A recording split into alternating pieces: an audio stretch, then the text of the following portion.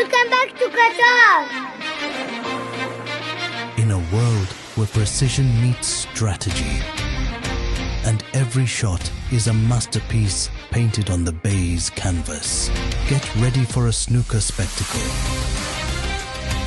The World Championships 2023. World top snooker champions will converge, aiming for the coveted title. It's a battle of nerves, skill, and strategy. World Championships Qatar 2023, where champions are made and legends are born.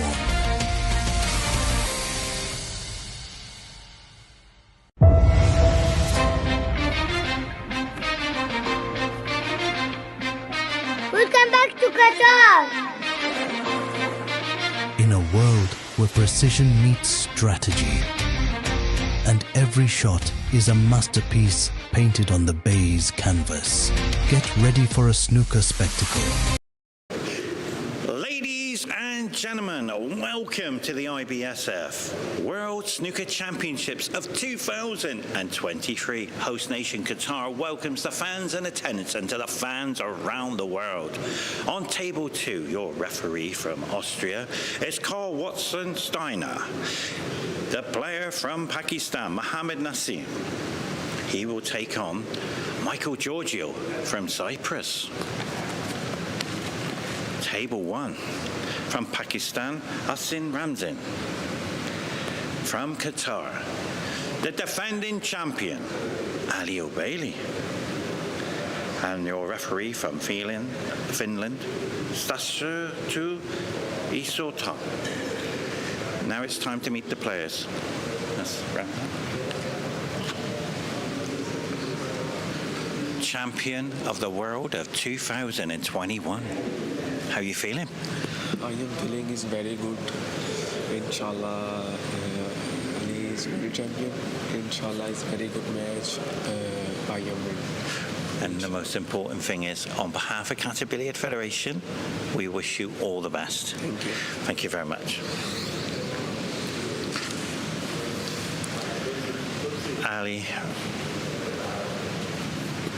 Alobaidli, champion of the world. 6 red semi-final. What's going on? I'm happy to be here. Played a tough match against Ko from Hong Kong. The final. Ko Wei-Chang. Yes. It was difficult, but happy to be in the semi-finals. And another good match. World champion last year, so let's see what happens. On behalf of Qatar Billiard Federation, the whole nation, unbelievable effort you've put in on this tournament. We wish you all the best. Thank you very much, Ali. Let the semi-finals of the World 6 Red Championships begin.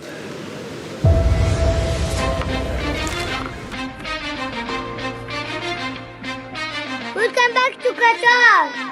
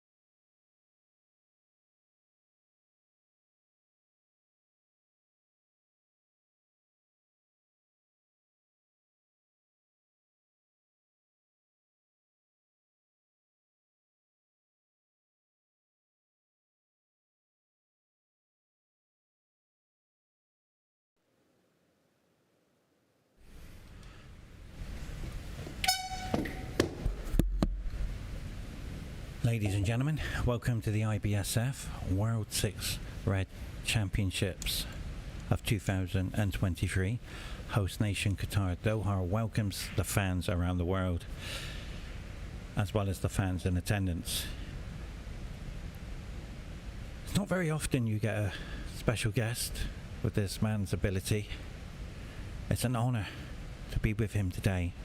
And not only that, it's an honour to be having knowledge of the game, because we're having a pool player's point of view and a snooker player's point of view. Ladies and gentlemen, to the fans around the world, Wayne Griffiths, welcome. Good morning, Paul. Thank you for a kind welcome. It's good to be here with you again. I'm looking forward to what should be a closely contested match here this morning in this semi-final.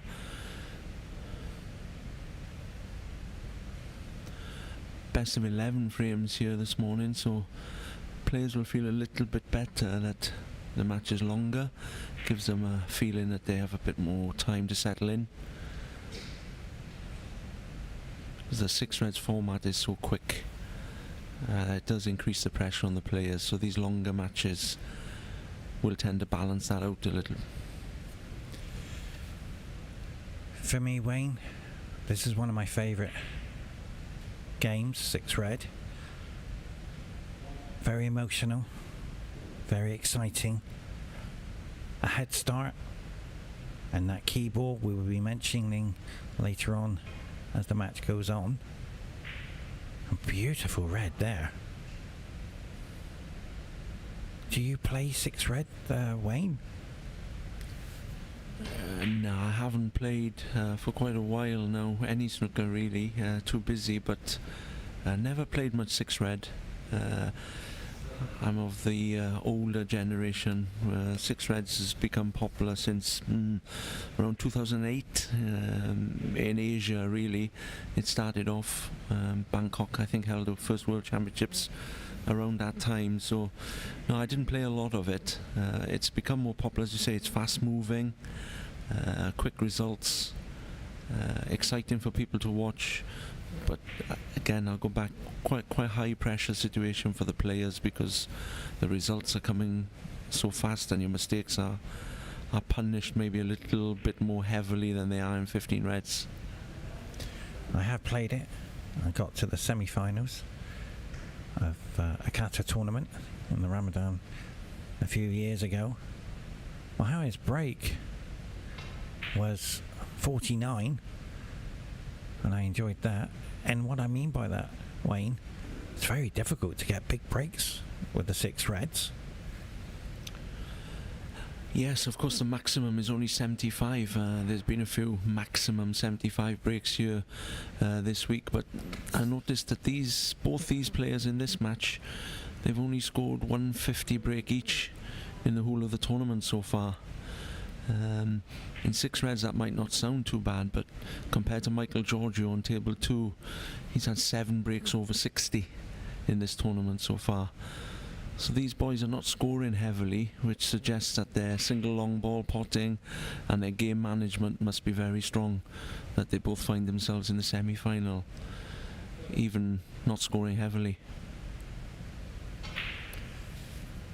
And to have a snooker player's point of view of how to play on the snooker table, and a pool player's point of view, how the player would play it, it's an interesting concept for the viewers, and it's good to have different opinions on the game.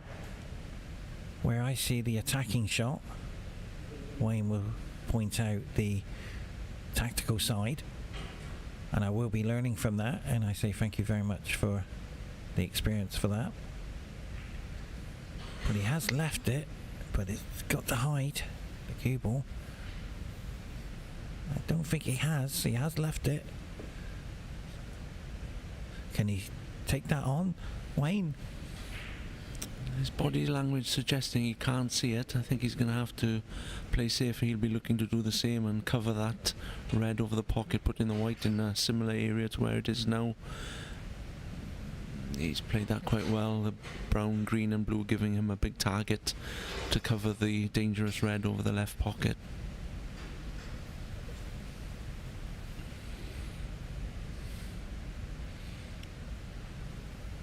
First problem here for Ali.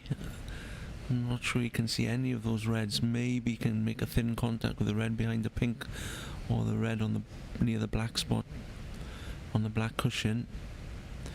But how's he going to get his white back to bulk?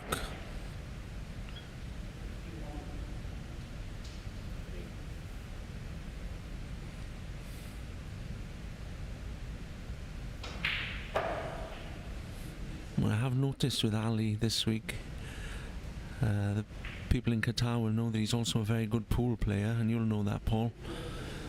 And I do find that it really is helping him on the snooker table, you know, kick shots, bank shots, or doubles as you call them.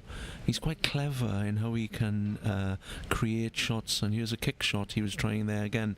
Kick shot means he's trying to hit the cushion first and then the red to come back to bulk. So those complementary skills from pool, I think, really helping Ali this week. What do you think?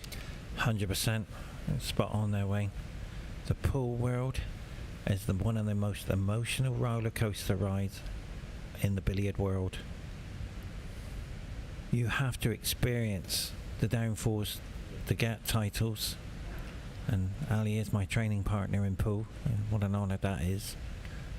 And he will experience that emotional ride in 6 red. And yes, Wayne, you are right.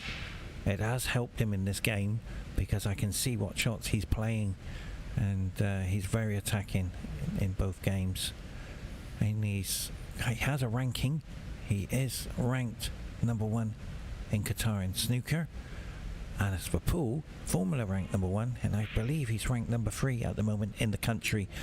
And he's done very well. And he's just recently went to America as well, playing pool. And he's just lost to Alban Ocean on the decider. So his ability of playing pool is very high, a world-class stage player. And that will come in steady for 6 red. As you know, Wayne, that Michael Giorgio is playing pool as well. So that's what's kept him in the break system, to get in high breaks. But it's all fascinating, the snooker table. We tend to find it a little bit too difficult to play, but to adapt in both sports, Wayne, you have to have that ability of cue action to adjust from maybe a 9-10 mil tip to a 13 mil tip, and a thicker cue and a heavier cue. So you're spot on, Wayne, in the respect to having the knowledge for both sports. So it's a cagey opener here. Neither player getting a clear-cut chance yet. The balls have gone scrappy, as we'd call it. It would be difficult to win the frame in one visit, even if you do get a chance. So they'll be just trying to build a scoreboard now, try and get a lead before the colours, and hopefully get a chance to close the first frame out. Again, the match is longer, so not so important to get that first frame on the board, but as a player they never really settle until they win that first frame. So definitely both keen to come out on top in this safety battle and get over the line in the first frame.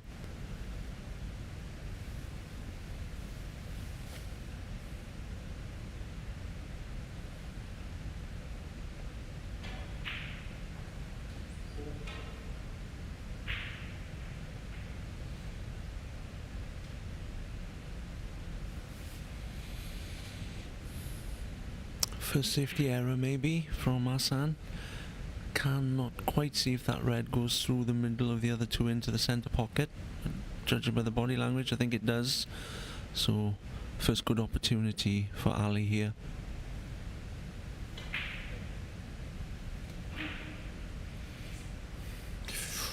Big miss there from Ali. Could cost him this frame.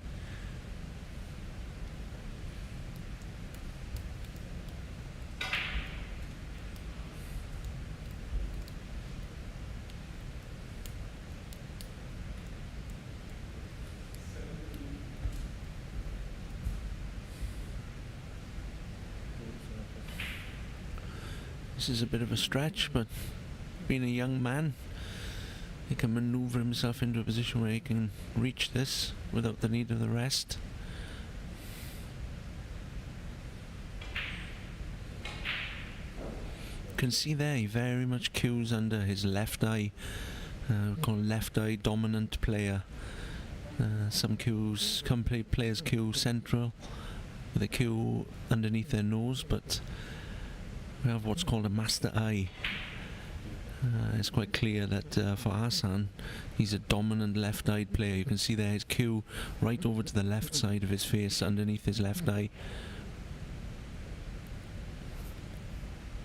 When I did the commentary in 2001 World Championships, I watched this young man come through an incredible journey, not only a 147, to become champion of the world. I have noticed something this year. He's wearing glasses. Has that improved his game? We're just going to have to wait and see. Well, it must have, because he's in the semi-finals. But how difficult is it playing with glasses? But he's missed that one. I have seen them missed if they hit the jaw, and the pace of must have kept it in there. So the key ball is the red behind the pink. Wayne, the developing from the black, or because he's got to run the cue ball here? Quite surprised at that shot, actually. I'm not quite sure what his plan was, unless it was what he's going to do now, which is just pot the red, get a 27-point lead, and then lay a good defensive snooker. He didn't take any risk in going up for a ball colour to try and kiss that red out. And to be honest, I'm seeing that it's quite popular as a strategy. It's definitely putting the odds in your favour, but some of the attacking players would like to take any chance they get to kiss that red out, because they know how important it is to keep control of the table. But certainly understand, especially at the start of the match, why he's taken that slightly more cautious approach to trying to get over the line in this frame. So he's looking... Now, pool players do this, Wayne. We indicate where we want the board. It's not just for our purposes or the spectators, it's for their purposes. And what we do is we use our hand to indicate. Some players use their finger to get pinpoint position, and snooker players tend to use their cue. That's a very clever shot. It's almost as identical as yesterday when Ali got through the quarterfinals. Wei Chung, your player, had to play the same shot here. Yeah, and it's similar in a couple of ways, because what Ahsan has done there, either by design or by accident, is he's made the route of two cushions quite difficult. The yellow is blocking the route, the brown is blocking, brown and blue are blocking another route.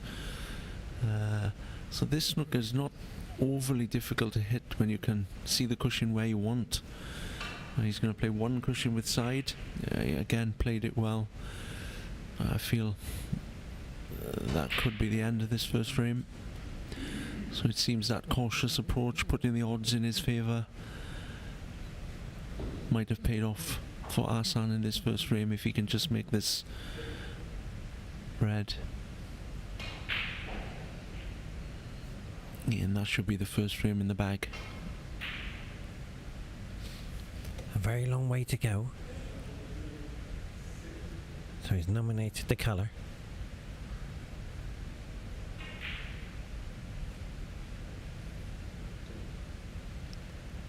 And this frame will tend to slip away.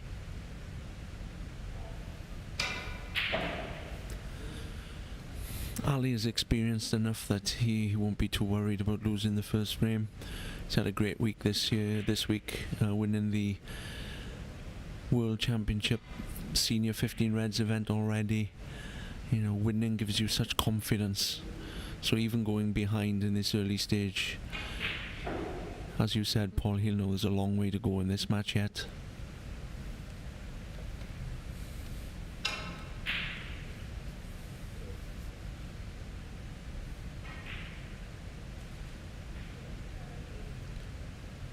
Started in very nicely, the way he's cueing.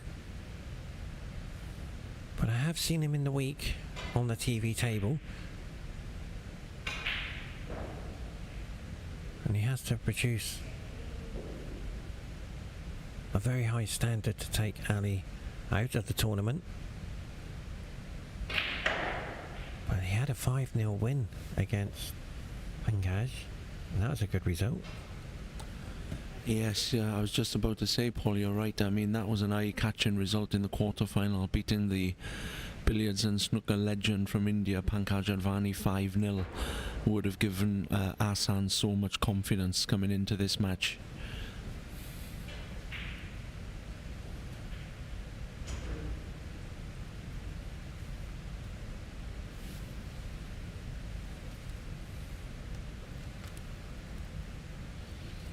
And we'd like to say thank you very much to the IBSF and Qatar Billiard Snooker Federation putting on an amazing tournament over the week. We are on, I think it's day 11, and there's so many tournaments to come. The World Masters, the World 6 Red Team event, and one of my favourite games, the World Billiards. So I'm looking forward to that. Have you got any ladies for the World Ladies World Championships from Hong Kong, China?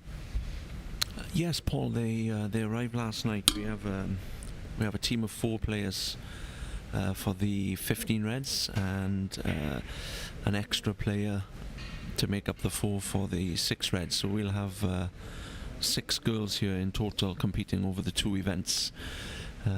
Obviously our star player is Moni, a former world champion who will be looking to do some damage here this week, but the field for the ladies is quite strong. Good team from India, headed up by Vidya Pillai and Ami Kamani, and of course the young sensation from China, Bai Lu, also here, along with multiple world champion Wendy Yans. So yeah, that'll be something for everybody to look forward to for the next week to 10 days. The ladies world championship, 15 Reds and 6 Reds.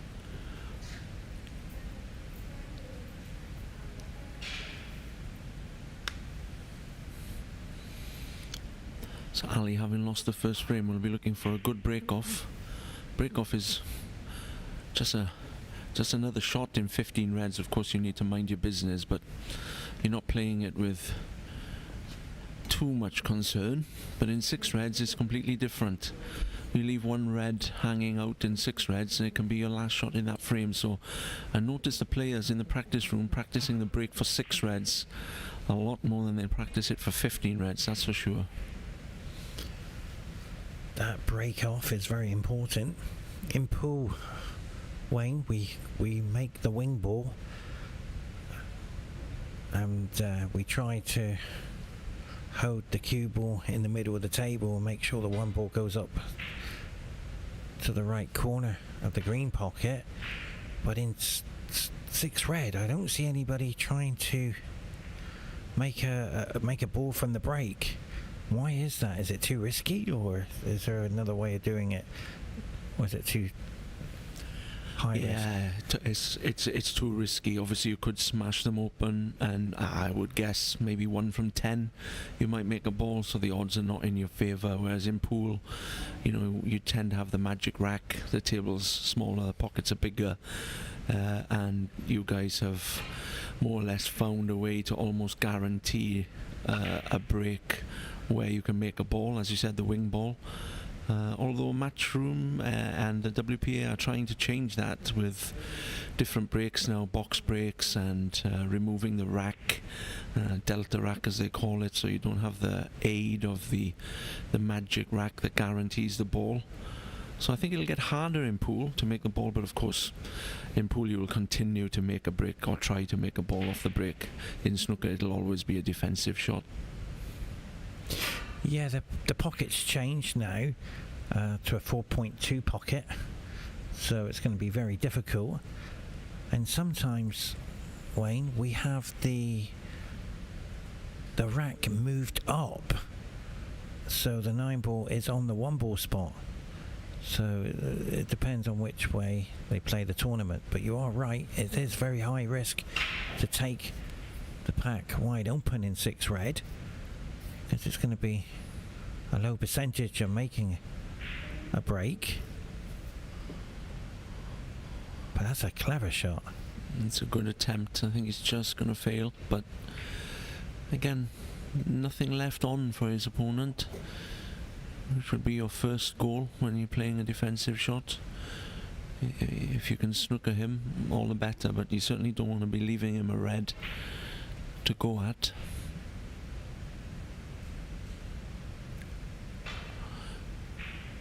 Ali plays this shot very well, swinging round off 3 cushions,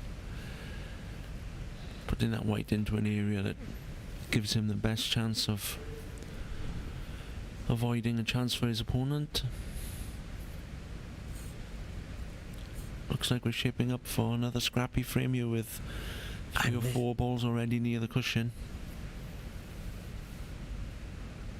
And this is what I like in the game, the emotional side. And Ali will be looking, where's the white? It's okay. But one thing I like about this shot, Ali will be looking at the black ball to play a major part. From a full player's point of view, he's going to go to the right corner, but he will look to see if he can knock a red off the black and in and develop the blue. Very nicely done. He'll want to kiss on the green here. If he can see that black, he'll have a chance. Well, he still can see the black, actually. His cue ball's come a little bit close to the cushion, but I think he might be trying to get up in the air here, trying to get enough spin on this cue ball to pot the black and get down and open these reds. If that cue ball had been 1 ball further away, he could have played a more attacking shot. As it is, he's had to play it plain ball. He's still giving himself an opportunity. Kissed the red over the green pocket, so he'll be looking to continue this break, but to win the frame here is going to be tough. So this red to the corner. Now I've learnt something. Now the referees, oh, that went in and out. The referees have helped me. A big thank you to Jasmine. On the snooker table, when they're going for the top corner pockets, they call it the yellow pocket and the green pocket. So I learnt something there. That's what the referees come out to help me with. But what do you see here? Is it too risky to thin edge that, Wayne? Yeah, I don't think he can cut it in with any certainty. So can he see the top red here? Yeah, he can. So wow. He's a little bit short of pace. He would have wanted to give himself more angle. I'm not sure on the monitor has he got enough angle to force this black in, make contact with the 2 reds nearest the black, try to develop them. What was he looking at there? He's just looking, if he plays the cannon into the 2 reds and the white sticks there, he's looking to see if he can still cut the red in the yellow pocket. Wow. Thank you, Wayne. He won't need it now because he's played that well. I think he's developed at least 2 of those reds, which will free the other one, and he's already got 1 red on the pocket, so he'll be starting to see this as a chance now to get over the line.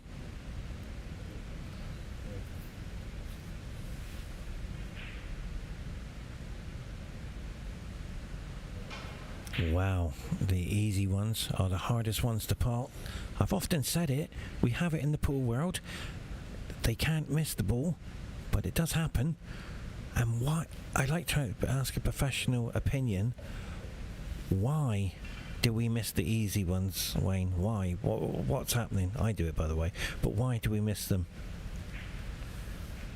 I think there are a number of reasons. I mean, in that instance, playing down the cushion on these tight match pockets, it's not that easy, actually. So gets in the player's mind a little that it's missable, which then puts them under more pressure. So he'd definitely, you're right, be disappointed to miss that red. I wouldn't have it in the very simple category, but you're right, they miss very simple shots. Often that's carelessness, concentration. Maybe because it's an easy pot, they tend to give more percentage to the cue ball then, to manage the cue ball correctly, and just forget about the pot sometimes. Your concentration has to be spot on this game. The pockets are not much bigger than the balls, so if you take your eye off it or don't fully concentrate on the pot, this game will catch you out.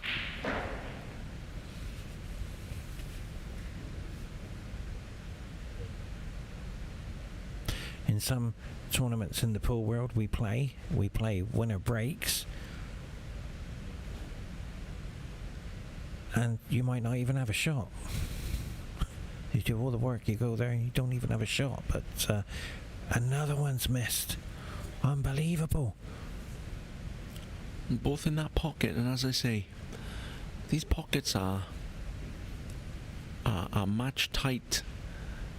And on the television it might look that these pockets are easy, but I challenge any player to come and try them when the red's near the cushion. Anything with pace or blind cut into the pocket, you really have to be very accurate, and both players have been caught out now with similar shots in this frame. Well, if you've got two world champions at the table missing those shots, it must be difficult. You're right, Wayne. And Mahana Alobaidli is in the crowd supporting, and there is the most famous media person for the IBSF as well. He is incredible. Abdullah. Millions have seen his video. He made that fantastic video. Over millions of viewers have watched it. So congratulations to Qatar Billiard Federation media team, as well as the IBSF as well. Now this key ball, sorry Wayne, this key ball blue will play a major part. What do you think?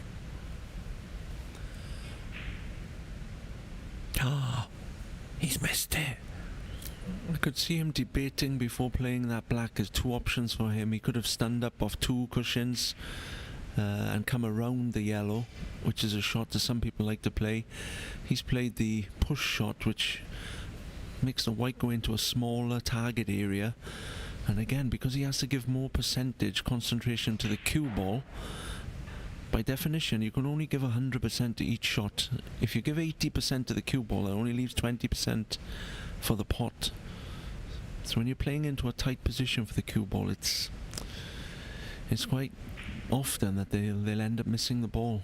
I bet now he'd made the decision to come around the yellow instead.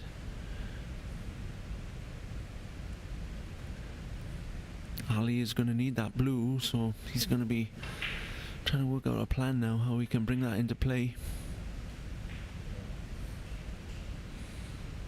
It's going to have to be off the brown.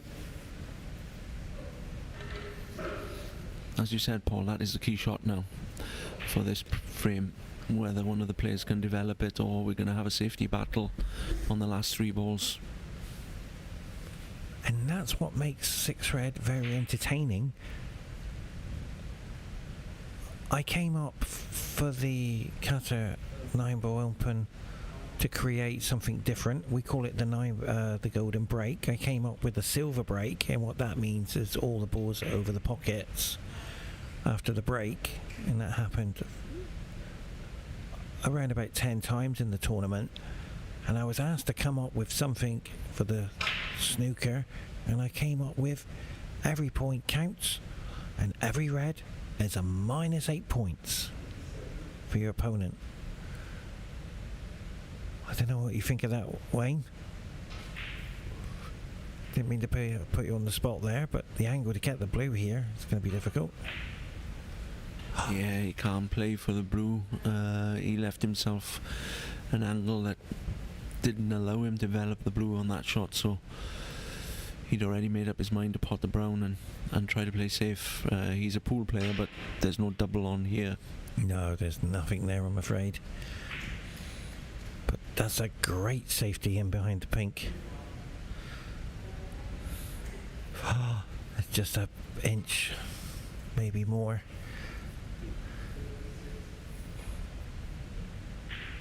Double kick. What happened there? Yeah, he had double kiss on the blue, which he didn't play. Again, can't quite see if Ali can get through to this, or has Ahsan been quite lucky? We may find Ali playing another kick shot here if he can't see the blue directly. He's looking at the double here, Wayne. No, he's got to play the cushion first. What I meant is coming behind it. Okay, yeah. But I'm guessing he'll be looking to get this half ball and bring the white back down towards the black. Send the blue up the table.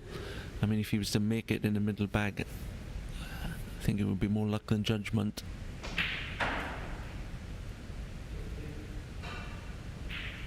There it is. Yeah, you're right. He may have tried it. I'm not sure. Yeah. If he did, I think, again, maybe a little bit too aggressive on a snooker table. What I've learned, Wayne, coming 13 years, there's the ability, and it's great to have you in the commentary booth because we've got different opinions for the viewers around the world to understand the game from the pool player's point of view and a snooker player's point of view, and we are giving you the passion, which is fantastic. Big shot, this missable. More than missable. He's very thick on it, didn't really get near it, and here's a chance for Ali to show one of his real strengths now. Single ball potting. In the amateur world, I'd put him right up there at the top in terms of single ball long pots. He's technically very sound, very accurate. So he'll be very disappointed if he doesn't take this blue to get over the line. Oh no, it's come out the pocket. Hit it too firm. Yeah, commentators cursed there, but he hit that much too hard. He does tend to hit the ball hard, but he's still very accurate with it. But with that amount of speed on the delivery, you're always risking missing the pot. Golden opportunity to take a 2-0 lead. And even at this stage of the match, these small turning points can have a big impact on the outcome.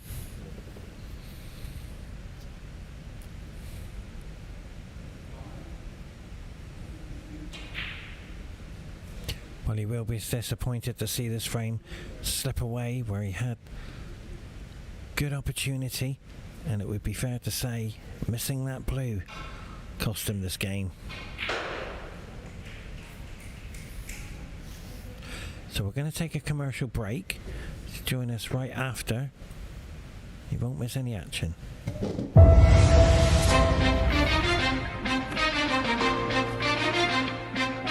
Welcome back to Qatar. In a world where precision meets strategy, and every shot is a masterpiece painted on the baize canvas, get ready for a snooker spectacle.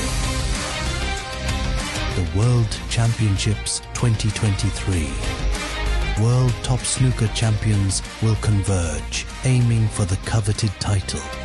It's a battle of nerves, skill, and strategy. World Championships Qatar 2023, where champions are made and legends are born.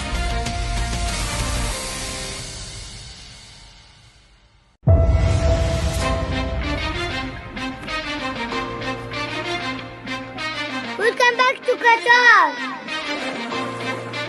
In a world where precision meets strategy, and every shot is a masterpiece painted on the baize canvas, get ready for a snooker spectacle.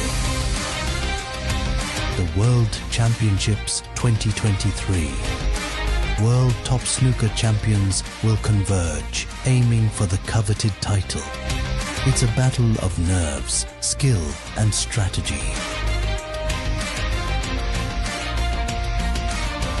World Championships Qatar 2023, where champions are made and legends are born.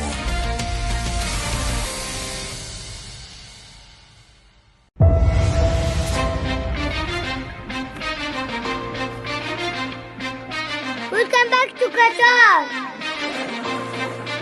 In a world where precision meets strategy, and every shot is a masterpiece painted on the baize canvas, get ready for a snooker spectacle. The World Championships 2023. World top snooker champions will converge, aiming for the coveted title. It's a battle of nerves, skill, and strategy. World Championships Qatar 2023, where champions are made and legends are born.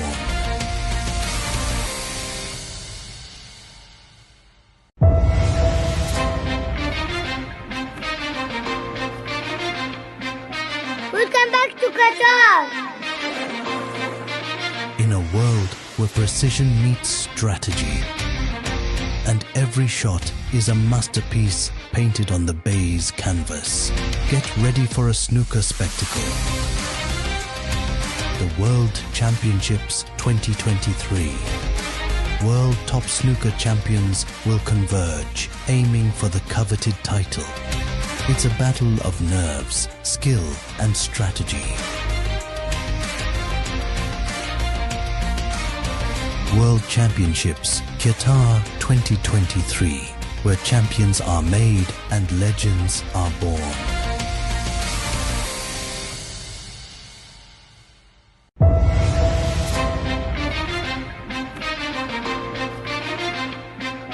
Welcome back to Qatar. In a world where precision meets strategy, and every shot is a masterpiece painted on the baize canvas, get ready for a snooker spectacle. The World Championships 2023. World top snooker champions will converge, aiming for the coveted title. It's a battle of nerves, skill, and Frame number 3. Let's have a look at the break. Now, that red, just missed it. The players tend to bring that red out to the blue spot. Now, this is a golden opportunity, Wayne, for Ali take to the corner. Now, Wayne, you pointed something out about the cue action from both players, so we're going to try and capture both players queuing from behind and see a difference in that, and so you'll be able to call out how you see how they cue the cue action.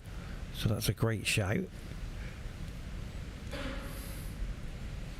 And I notice they tend to chalk with when I play pool, I only chalk my cue for the whole game one time. They tend to chalk the cue constantly. Why is that, Wayne? Why? I think, to be honest, it tends to be habit more than anything else. They're not really thinking, I have to chalk the cue every shot. It's just something that becomes habitual. In practice, they just tends to be an action you do for every shot. There's no disadvantage to it. In theory, you can't have too much chalk on the table, on the cue, I should say, in the tip. An early chance again here to put his stamp on this match. Ali is yet to settle today.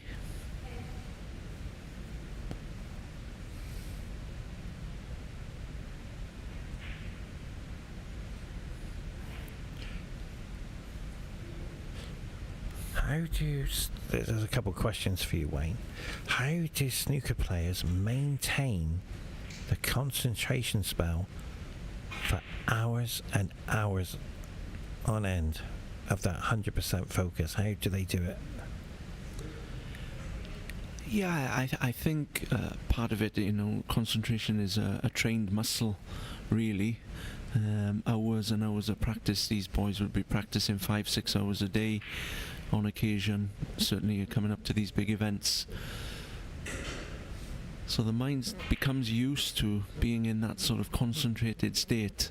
Also, they, when they're sitting in the chair, they're still concentrating, but I think it does them well to just switch off a little bit in the chair, because maintaining that 100% focus all the time, as you said, is draining. So the skill is, I think, being engaged or actively disengaged, so that you can really maximize your concentration when the chances are in front of you. That is really the difference between a good player and a great player. Well explained there. Don't know if he's gonna... Oh, sorry, Wayne. I also notice we're doing the same as well. Players, this is you probably know this. This is for the viewers. We tend to be out in the arena drinking up to 4 to 6 litres of water, and that's why we always have toilet breaks. And what I'm explaining is the body goes through a draining period out there because of the concentration and because of the atmosphere, and we are sitting in a fridge, very cold out there for the players. So I'm explaining what the body goes through and the ability of walking around the table for miles on end. Because you apparently, because you're active, you're still walking, and if you have a watch where it tells you how many steps you're taking thousands of steps out there without realising it. And there's your cue action under the chin. Yeah, he's very much left eye dominant, as you can see. He'll be very annoyed with himself that he's missed that pink. You're talking about 100% concentration. I think for Ahsan there, his concentration may have gone ahead to 3-0 before he's over the line. And as I said, in this game, even a slight drop in concentration is going to cost you. And there is the can't look moment. We get that in the pool world where we can't look because it's the disappointment side. Now this is going to have to go. If it sticks to the green, he's in trouble. And look at Halley skipping the cue ball. The body language is trying to push. Did you see that, Wayne? How he tried to skip? Does that work, Paul? I think it did. I think it did. And it certainly worked. So this is a winning opportunity for Ali. He has to run. We call it the run of the table, so your opponent can't do anything when they come back. We do this in pool where we just keep running the table because that's the only way to keep it. You can't win by sitting in the chair, as you realise, but what's happening here, Wayne? He's just short of pace there on the last 2 shots, actually. He's just come far enough to make this yellow potable, but he's got to get back onto the yellow, of course, to continue the break. He can't get to the right hand side of the white. He'd normally want to cut this in and check the white, hold it somewhere just back over to the right hand side of the table, but I don't think he can get to that side of the white, so he's just going to have to... It's gone off the camera there. Yeah, he's have to turn it down. I think he could have made the pot. If there's just the yellow he'd have needed, I'm sure he'd have gone for it, but he couldn't work out a way to pot the yellow and get back to the yellow to continue the break. So again, he's erred on the side of caution, and he'll have to wait for another chance now. Ahsan will be delighted to get back to the table after missing that pink off the spot. As a player, if a player cleans up the table and wins the frame off a bad mistake, that's painful. So yeah, he'll be glad now just to have another chance to get this frame in the bag.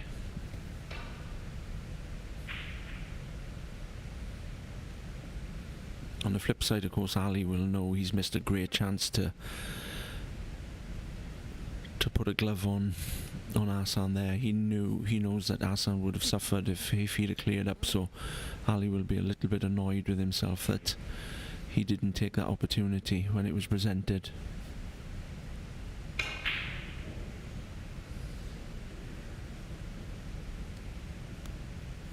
But he's going to get another opportunity, albeit close to the cushion, that yellow. sure he'll be going for it though. You mentioned glove. Ali wears a glove. He wears it for pool as well. There's a reason why we wear them. It's for the smoothness of the cue. We play with graphite shafts, and Ali's very used to wearing the glove for the smoothness.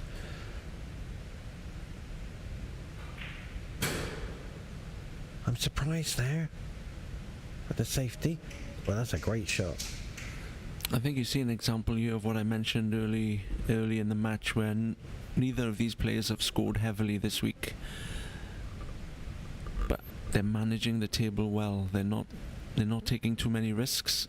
They're keeping the odds in their favour.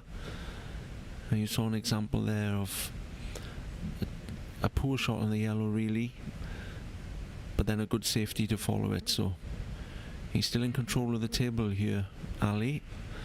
And let's see what Ahsan can do here.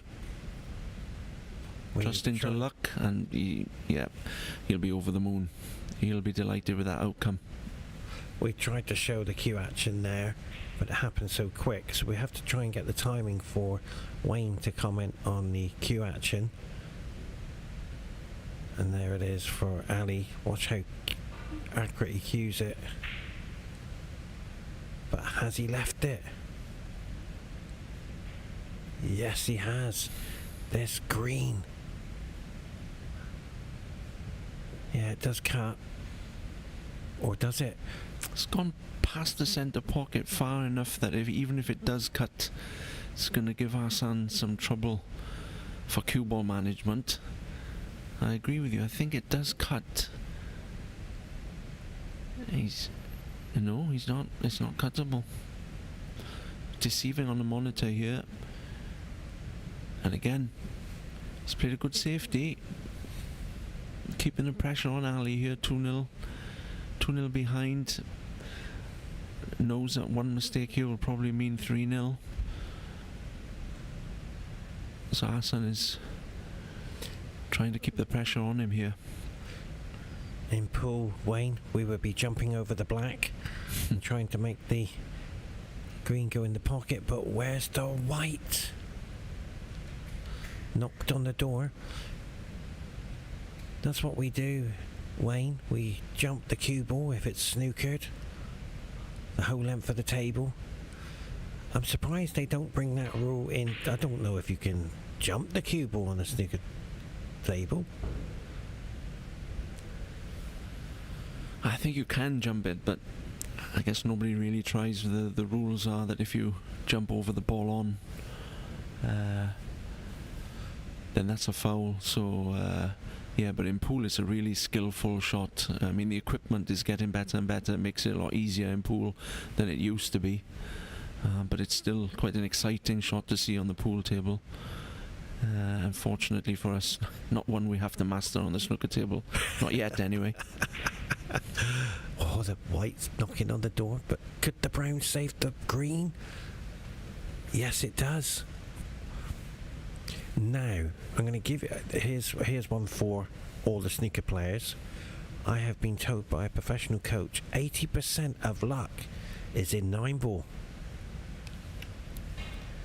How much luck is there in 6 red as we watch the green go in?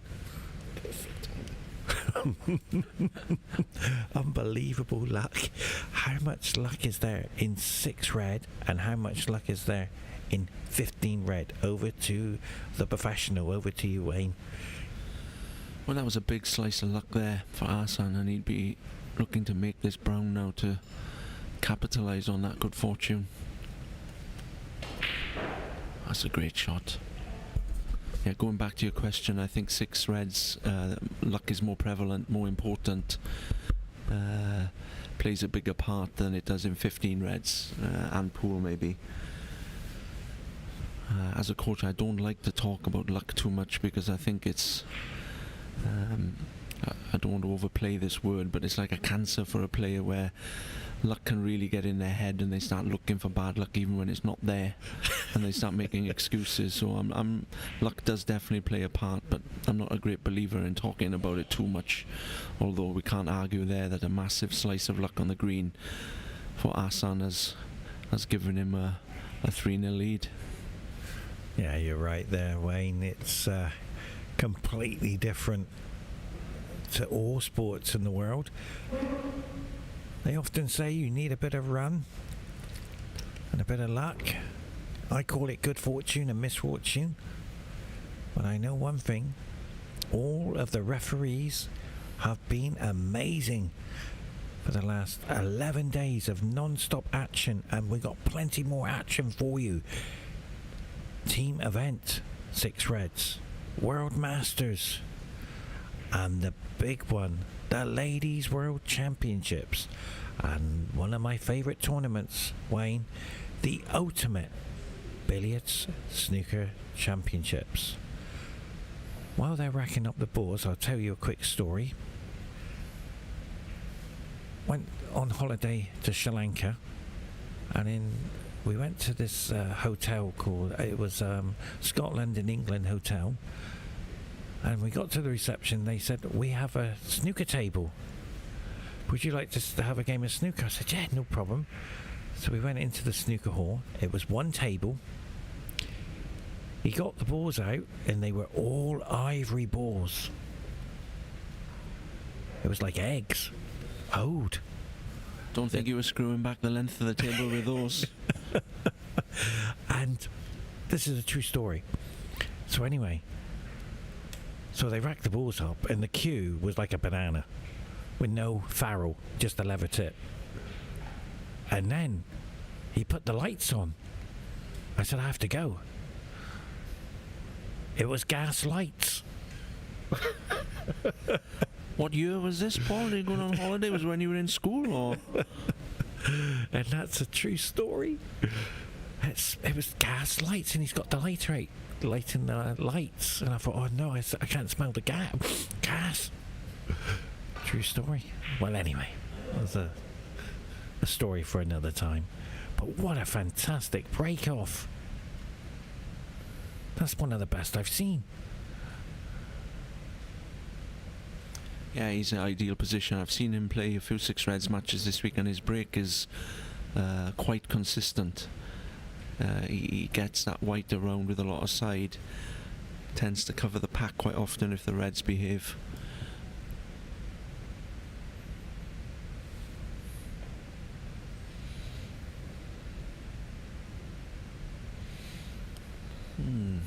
I understand that shot. If that was the first shot of the week, the cushions tend to slide a lot, but yeah, quite surprised to see him miss the pack by that much. He was also a little bit pacey there. He'll be wanting to drop into these reds as lightly as he possibly can. Keep that pack tight. Avoid leaving himself or leaving his opponent a red.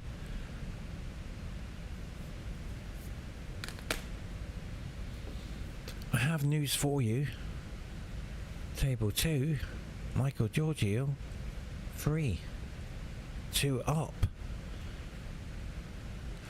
And he's put in an incredible performance in the team event, as well as the singles event, 15 red.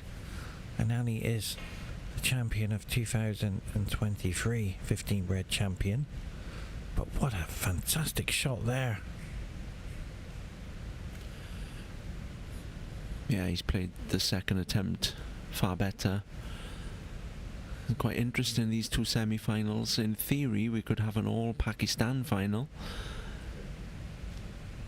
And even though the flags don't show it, we could also have an all-Qatar final, with Ali obviously being from Qatar, but Michael Giorgio currently acting as one of the Qatari coaches. So it'll be interesting to see how these semi-finals turn out, and whether we do have an all-Pakistan or an all-Qatar final.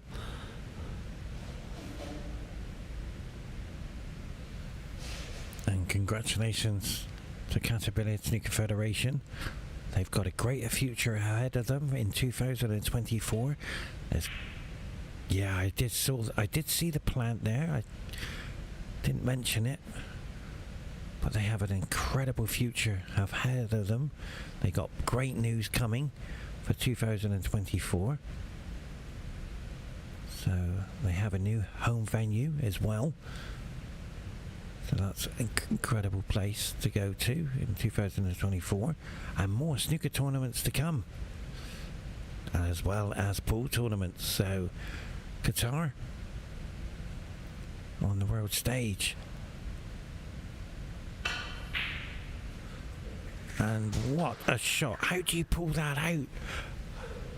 Wayne, how do you're 3-0 down and you pull out a red like that? Is that willpower?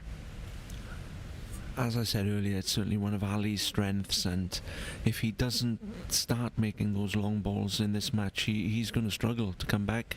There's the cue action for you, Wayne. Yeah, there's the cue action for Ali. You can see very stable, what we would call more traditional, the grip very inactive, the fingers not moving much on the cue, what I would call a mechanical, very stable, repeatable cue action. Maybe later on, if we have a chance to see Ahsan's cue action, as it is with a lot of Indians and Pakistans, it's a lot busier. The fingers are moving a lot more moving parts, which for me as a coach tends to lead to inconsistency. But I mean, they keep turning out great players from Pakistan and India, so who are we to argue? Now, when I started playing pool, I started playing darts. And it's reverse when you're throwing your dart, with the fingers and your elbow. What I'm explaining, you just reverse that for your cue action, and that's what gave me good cue action. Just flicking the dart and reverse into the cue action. I don't know if you knew that one. It's a new one on me, Paul, but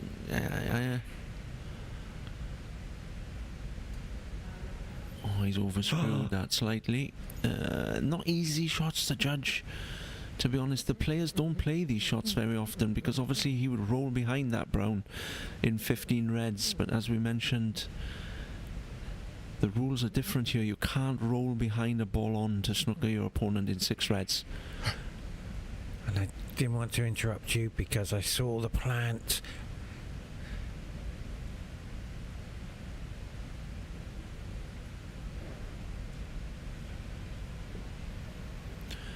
Worrying times here for Ali's camp. He definitely want to get a frame on the board as soon as possible to try and settle down, put Ahsan under some pressure, and more of his signature long pots like that is certainly going to help him. The ball's just not running for him. But he's the sort of player who does not give up. He's got a big heart. A player that Qatar can be very proud of this week, winning the Men's World Championship. The first Qatari, the first Arab ever to win that championship. 60 years that event has been going, since 1963. This is the 60th anniversary, and he's the first Arab to win the event. A tremendous achievement. Well said there, Wayne. And what Ali did there is hard to believe. Even though there's 12 points in it, he's put the yellow safe to secure it. Now, I've learned in 6 reds, you have to have a beginning game, a middle game, and an end game. And that yellow was the end part of the game. Push it safe to secure that 27 points available on the table.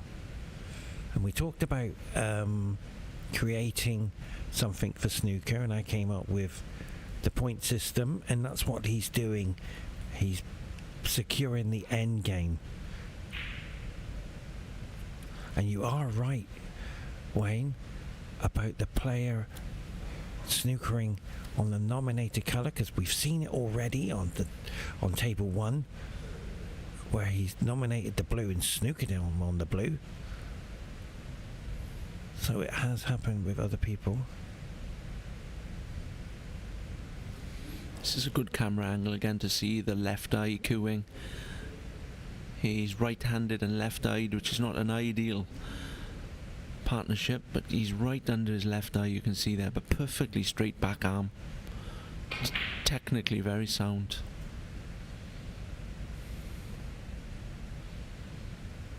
Fortunate not to leave anything. Again, yeah. I don't think that plant is on. It could be made. And he's possibly having a look at it, but a little bit high risk, I think, at this stage. Even for Ali. Absolutely right there, Wayne, as we watch Ali now trying to put the cue ball in behind the yellow or freeze it. I call it freeze it. They call it stun in snooker.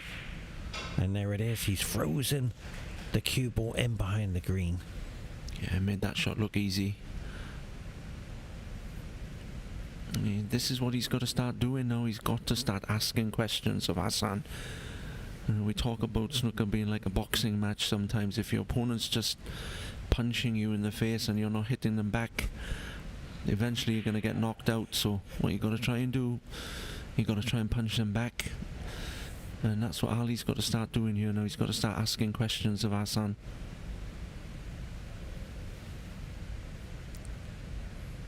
I've never seen it that way.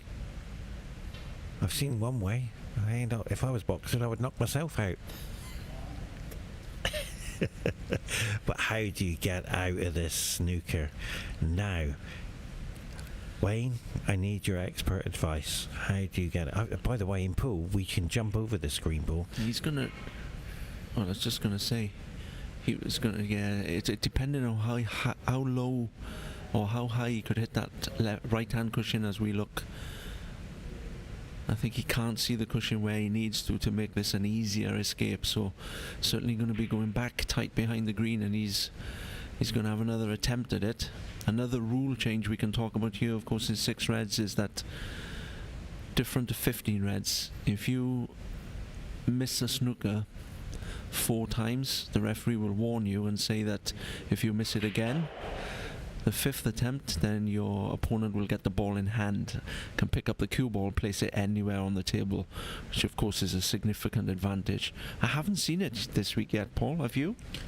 I've come to 4 fouls in a row, and I was so excited to see what you've just explained because I didn't know the rules. It happened 4 fouls in a row, so it was the outcome. You're absolutely spot on, and I really appreciate. I thought the cue ball was close to touching the green. Yeah, I think it's critical where the referee puts the ball here, because how low to the left as we look there Ahsan can hit that cushion makes this shot a lot easier. He'd be ideally looking to come off the side cushion, the bottom cushion, and half ball on the bottom red, but this is what I was going to mention earlier. This might be a shot that is worth just smashing them all over the place, because to play a delicate shot to get out of trouble is unlikely, but he's taken that option, maybe because he had no other option. But now a gilt-edged opportunity for Ali to get a foothold in this match.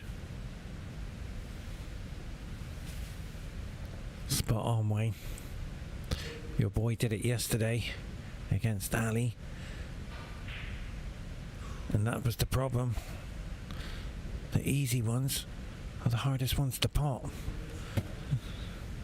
And the fact that you're 3-0 down, you know, certainly playing a part now. Going back to what I'm saying about a boxing match, he's feeling that he's not in this fight at the moment, and even that easy shot, there's some pressure. He decelerated through the cue ball, didn't hit it as well as he would normally, and yeah, cost him. What a shot! What a shot! What a shot! I find it hard to believe he played that, but I'm not sure if he raised his hand, but he'd only be playing as a shot to nothing. But on these tables, that's a low percentage make on that shot. We talked about the security ball at the end of the game, and that yellow is the major part. But there was because he's opened up the green. And I was going to say there's another key ball, and it was the green tied up with the pink.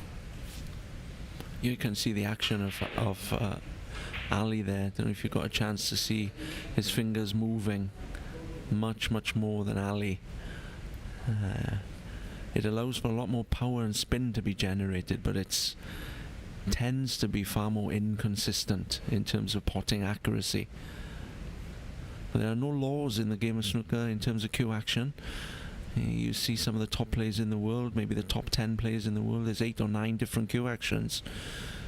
So I think repeatable cue action is more important. Cue action that you can repeat under pressure. So however it looks, however people might think, oh, that doesn't look the best cue action. If you can repeat it, especially under pressure, and you practice hard and you practice smart, then it'll probably get the job done for you. I've got breaking news. Michael Giorgio just completed a 67 run to go 4-2 up. Michael is playing well. He's scoring heavy. I said that these players have only made 250 breaks between them. I know Michael, that's his 8th break over 60 in this event. So he really is scoring heavy. That former professional pedigree, as you'd expect, coming out here.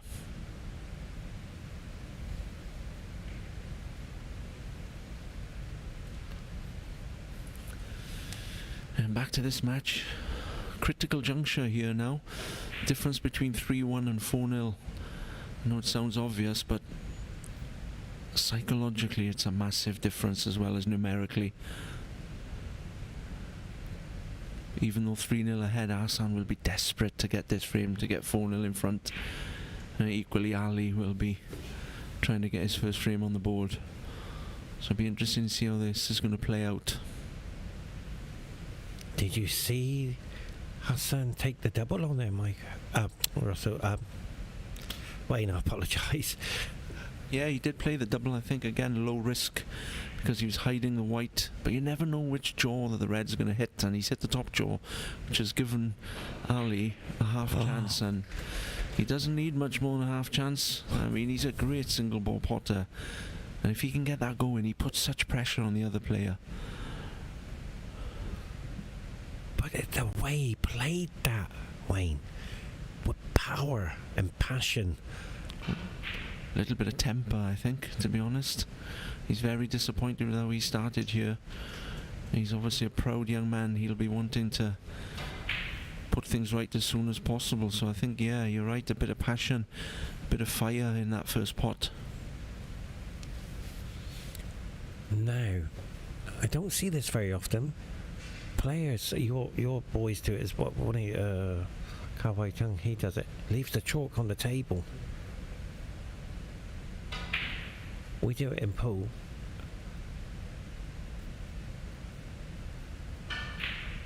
Beautiful shot. I think he's put it on the table there because he's leaning over and he wouldn't feel any pocket. But you're right, one of our players from Hong Kong does put it on the table quite often. It's not against the rules, it's not seen as great etiquette or what have you, but it's not against the rule unless you put the chalk in a place to gain an advantage. Well explained, because I wondered why. I mean, in the meantime, Ali is over the line in this frame now. He'll be mightily relieved to get a frame on the board if he can close this out. But yes, you can't put the chalk on the table as a marker. So you can leave your chalk there on the table if it's not interfering. But if he was to put the chalk near a cushion as a guide to where he was going to hit it with a cue ball, maybe to escape from a snooker, then the referee would call a foul. Very interesting.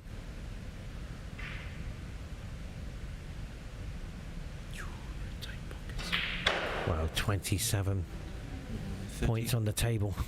Yeah, and 33, so he's gonna need 2 snookers, but he's gonna carry on, that's for sure. Brown and blue there, giving him a big target.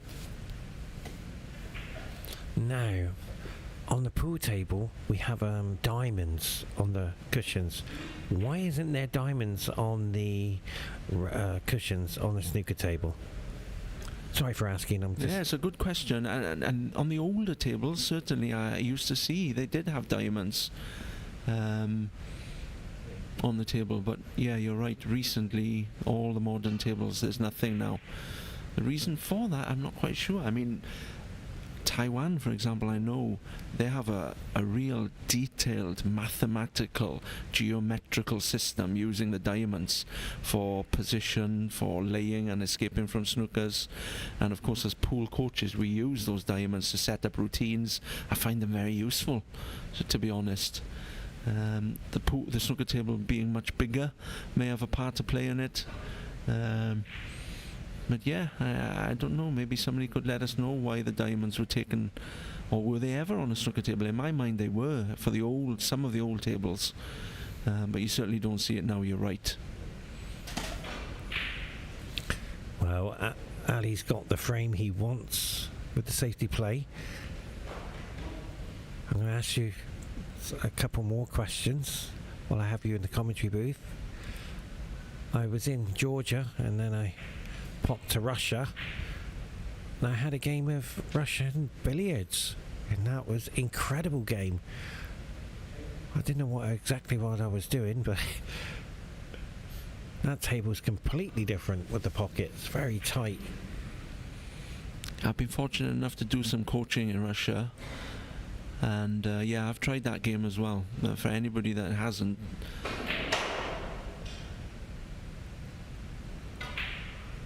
I think, yeah, the balls hardly fit into the pocket. Every ball is a cue ball, but yeah. Potting is very difficult. Unbelievable. So Ahsan has potted that brown now, so he needs 3 snookers to win now instead of 3 snookers to draw. Is he getting potting practice? No, I don't know. I think he's 2 snookers to draw now. He's only 25 behind, so mathematically he only needs 2 snookers now instead of 3. So I think that's basically his thinking here. And another thing, I think he's just trying to break Ali's rhythm a little bit. I think he's trying to keep Ali at the table. He doesn't want Ali breaking off too soon in the next frame. And there's I wouldn't say mind games, but he's still in this frame, he'll feel, with 2 snookers. Certainly no need to give up with 2 snookers to draw. And that's what I like about you, Wayne, your knowledge in this game.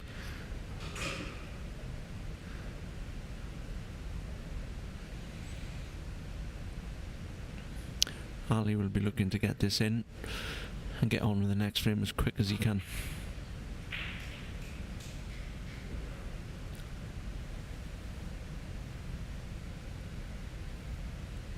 And there's another question for you. We have a cue ball with spots on it. Why isn't there a cue ball? This snooker cue ball with spots to indicate to us the side he's using, as well as to the players.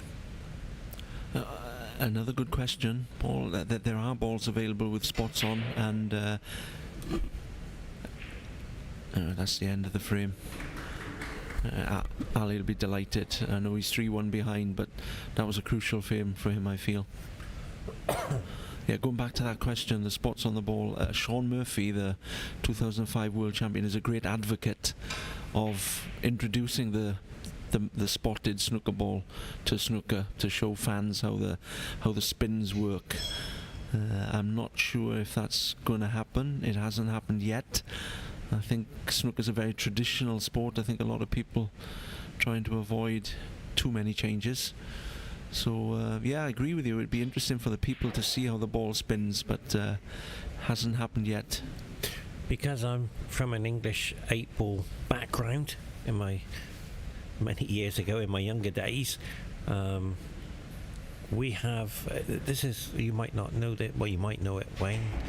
The cue ball is smaller than the object balls. Now there's a reason for that, and I'll come into that. And we have a spotted cue ball as well now. It's only because of the coin mechanism for the cue ball to come out to the other end that the cue ball is smaller than the object balls.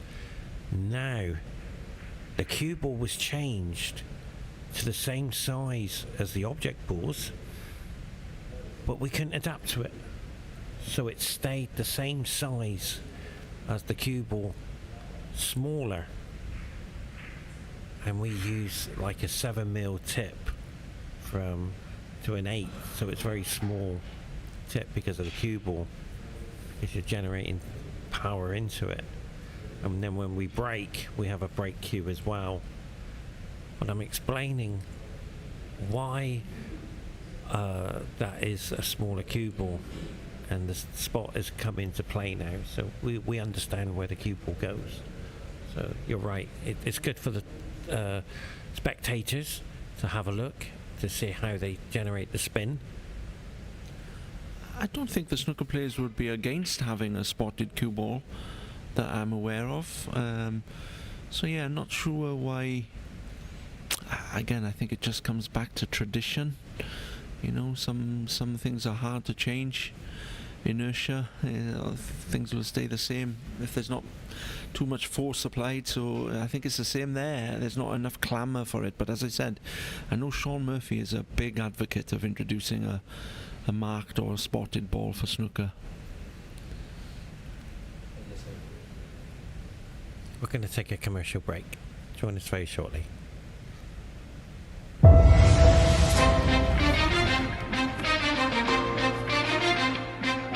Welcome back to Qatar. In a world where precision meets strategy, and every shot is a masterpiece painted on the baize canvas, get ready for a snooker spectacle. The World Championships 2023. World top snooker champions will converge, aiming for the coveted title. It's a battle of nerves, skill, and strategy. World Championships Qatar 2023, where champions are made and legends are born.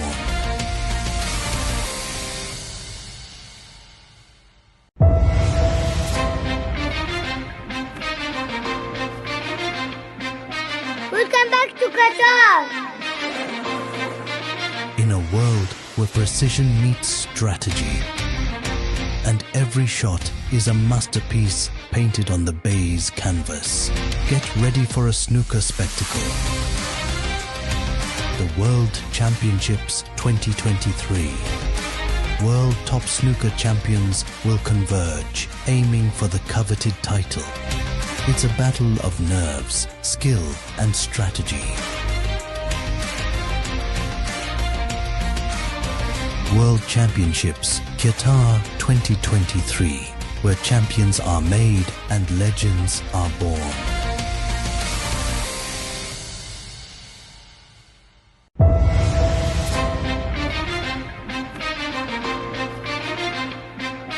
Welcome back to Qatar. In a world where precision meets strategy, and every shot is a masterpiece painted on the baize canvas, get ready for a snooker spectacle. The World Championships 2023. World top snooker champions will converge, aiming for the coveted title. It's a battle of nerves, skill, and strategy.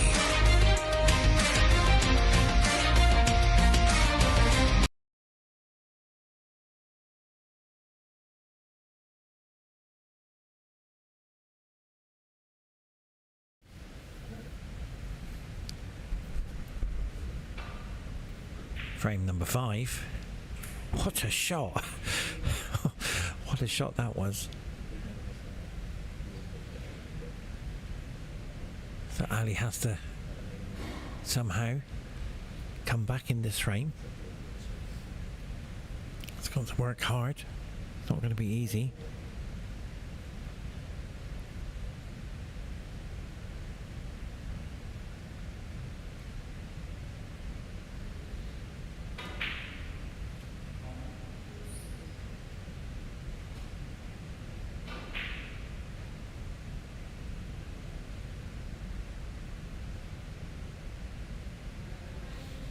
Both of these world champions of 2021 and 2023 are trying their best to become champion of the world in 6 red.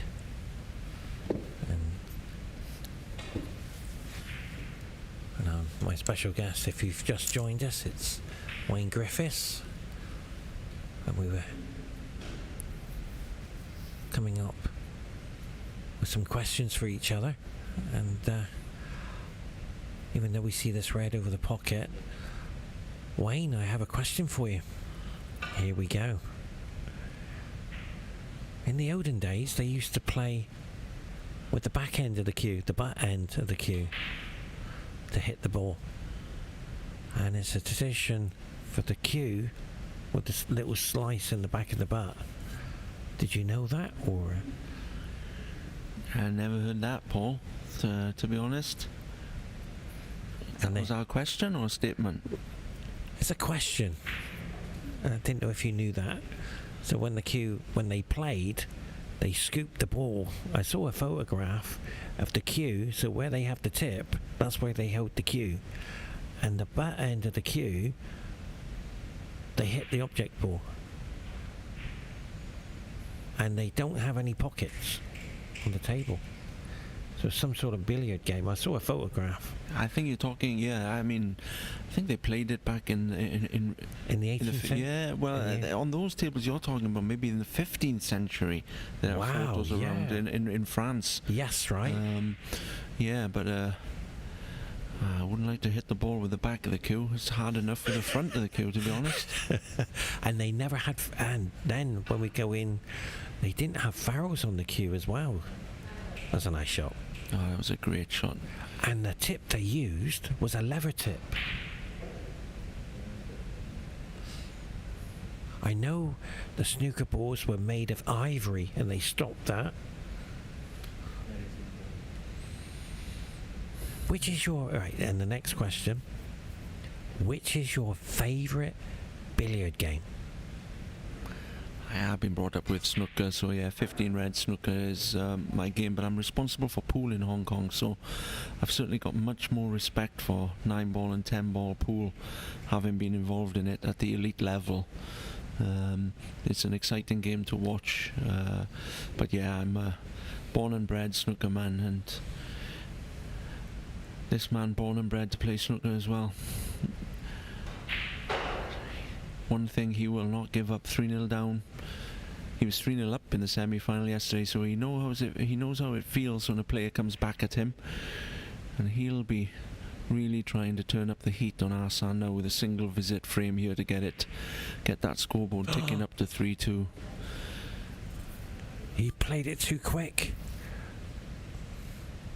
My favourite game, Wayne, free cushion billiards. You don't miss many pots in that, Paul. Can't find the pocket. Back to this, that's a huge miss there for Ali. I mean, he had the frame at his mercy, ticking over the scoreboard to 3-2 from 3-0. Now, does that red go? If not, he may screw into it here to try and develop it. Yeah, he's made this frame into a great opportunity now. Both players will know this is a crucial juncture in this match.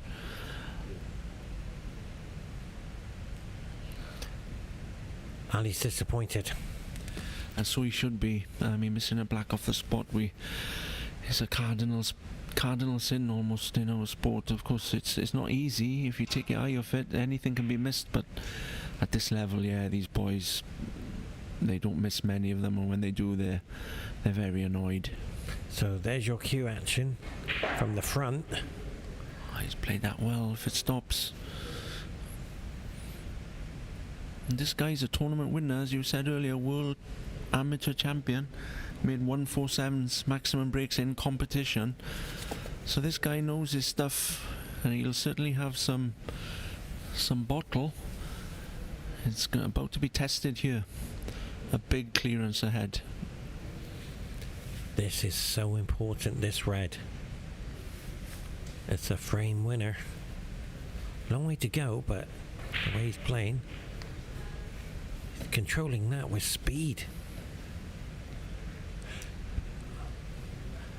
this is where the really good players, the tournament winners, the difference between the boys who get to the last 16 and the last 8 and the winners start to smell blood. When an opponent misses a ball, they know they have to take advantage. He's let that run on a little bit too far. What was going to be an easy clearance, if there is such a thing, if he'd have landed on that yellow, now becomes awkward. He's going to have to chase this yellow, I feel. But I mean, I think he's going to have to take it on. He knows.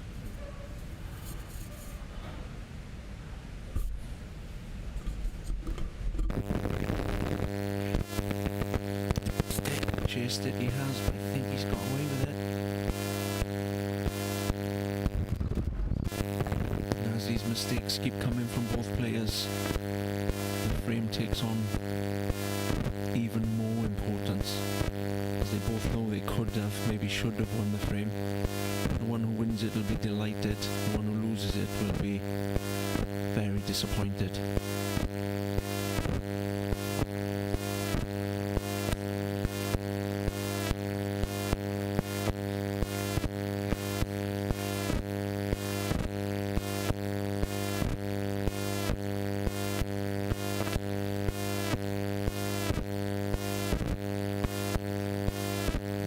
They provide that in pool, don't they? Like they have a break-off speed, don't they? I think I've seen that stat sometimes.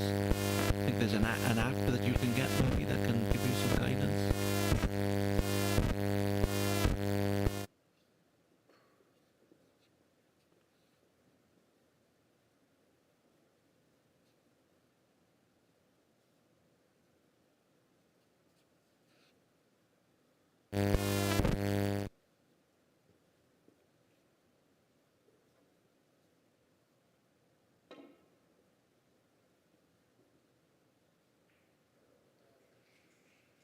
Well, and he's had some luck, but possibly deserves it for a good shot.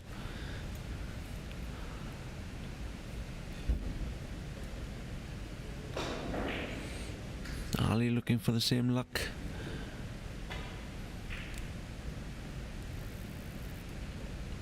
Could have been worse. He has left a pot on, but he's guaranteed, I think, to be in a lot of trouble coming to the table for his next shot.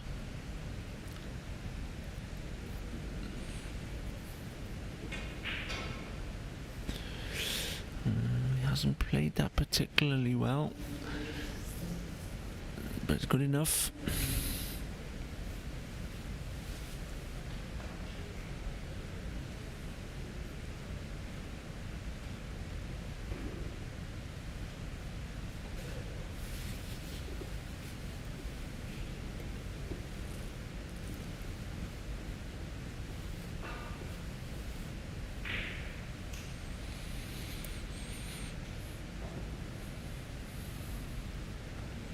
Good hit, made sure he did what he had to do, which was make contact with the yellow.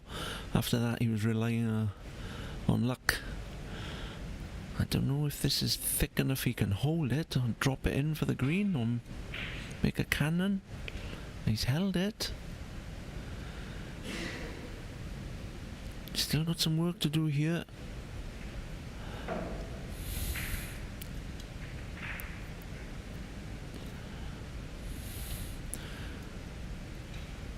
Has he got the confidence to drop this in for the brown?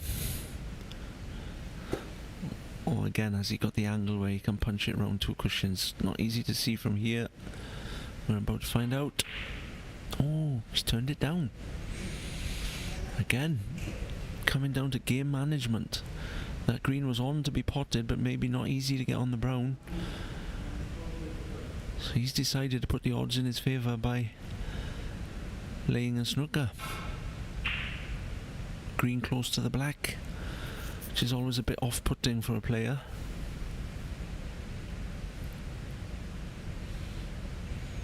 So he's frozen the cue ball in behind the brown. This is a must-hit green. He cannot afford to miss it. He has to hit it. Amazing. unbelievable. Wayne, come in on your opinion on that.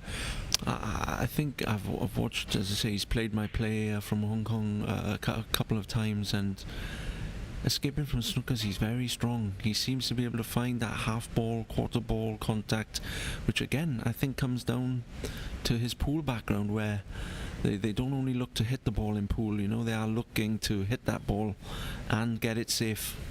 And that training in pool is definitely helping Ali here, especially in the 6 reds. But he's left it in the open. Now, let's have a look how I would see this. I got a feeling he's going to play it in behind the brown. Over to you, Wayne. Which way is he going to go? Take the corner on as well. I think he'll take the pot on. Slightly thick, I think, yeah. There's always an element of safety in that shot. He'd know he'd have some sort of shot at the brown if he made the green. Sometimes on these shots to nothing, I feel the players feel it's a free chance. Maybe don't give it as much as they should. They should really treat it as a black to win. If he knocks that green in, gets on the brown, I'm not saying he's not trying, but sometimes the mentality of what we call a shot to nothing, a half chance, is that they know the white's going safe, and maybe they don't give quite enough to the pot.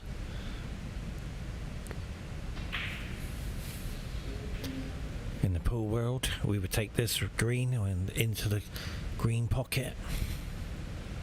We'd have a go, come around the black, as long as you can see the brown, and he might be thinking of it. And there it is. But he went safety instead, and that is a disaster. I think from this camera angle he can see the green.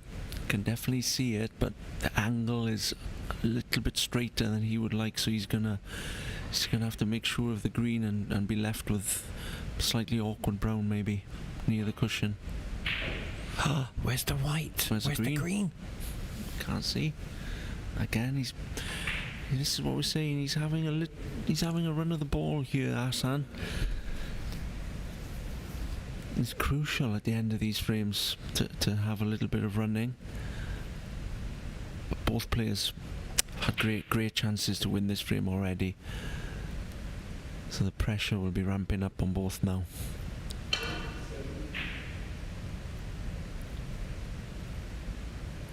It's going to be okay.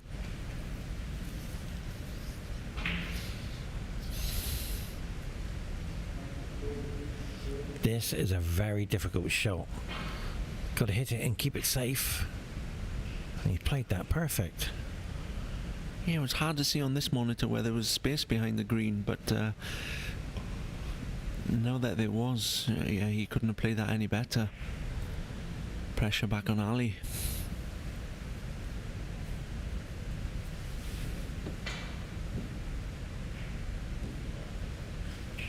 Fantastic. He finds that thin edge so well. That's another strength of his. Those shots are really not easy. He's going to use the black in some way here, I would imagine, either with the cue ball or the green. Yeah, he's used the black to hold the green in place. And again, he's played that very well. If Ali can't see this, he's going to have to come off the short side cushion, which is going to make it very difficult to hit. And it looks like he can see it.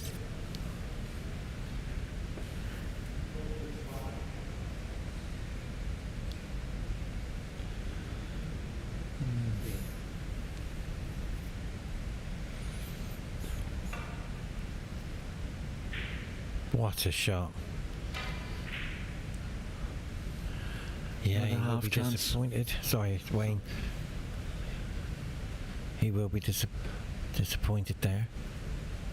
Yeah, it was a tough shot. I think, to be fair, Ahsan was a little bit unlucky to leave the gap. But having left the gap, it's still a very difficult shot for Ali. It's given Ahsan another good half chance to win this frame. I mean, looking at the angle he can hold.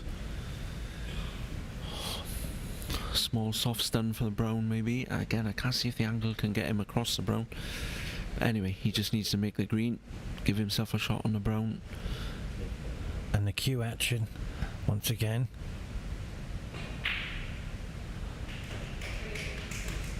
Yeah, I expected him to make it, to be honest. So there's brown to the blue. Hold for the pink. That's all he needs to win this game, to go 4-0 up. And the angle is deceiving you. It looks perfect on the screen, but obviously he's a little bit worried about getting a good angle on the blue. Yeah, it looked perfect for a roll-in. I'm not sure why he was overcomplicating that. Looks very easy here, but he'll be feeling a bit of pressure now.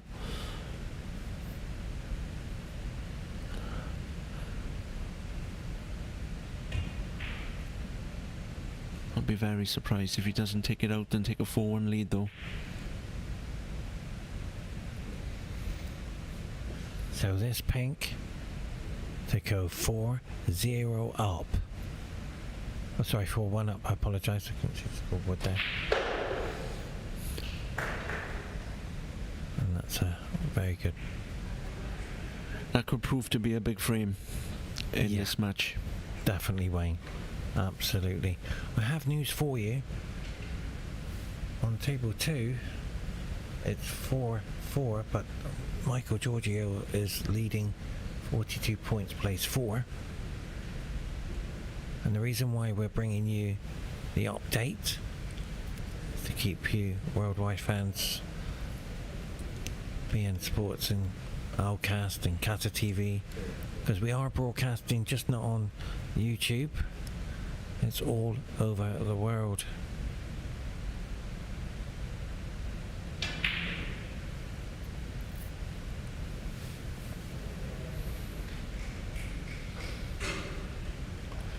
I was talking in the tournament on the 6 red. There was a triangle which I was looking for, and I found it, and it's right in front of us. It's that white one underneath the table. There it is. It's the first one I've seen, a white one.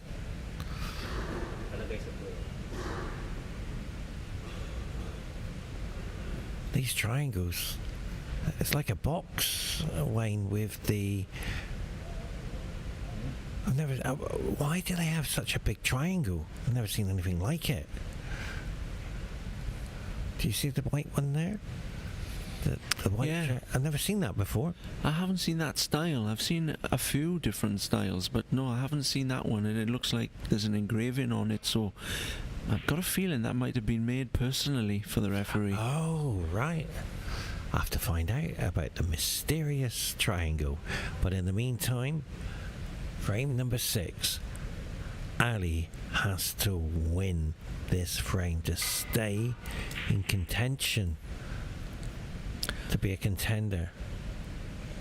I think what I'd be telling if I was coaching Ali, and Mike Russell doing a fantastic job with coaching Ali to win the World Championship this year. I mentioned earlier Michael Giorgio's coaching here in Qatar, but Mike Russell, multiple billiards world champion, knows how to win events, and he's in Ali's corner. I would imagine he'll be telling him to, try to keep Ahsan off 5 in 1 frame away, try to get back within 1 frame. Don't think about winning the match now, just let's get back within 1 frame, put a bit of pressure on Ahsan. But Ali's very lucky to have Mike Russell, Michael Giorgio in his corner. Has certainly helped him to become the world champion this week. Well said.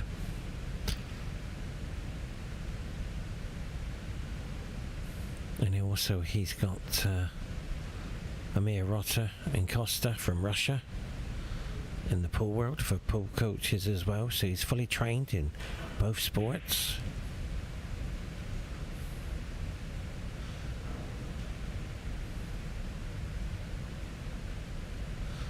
Has to be careful here.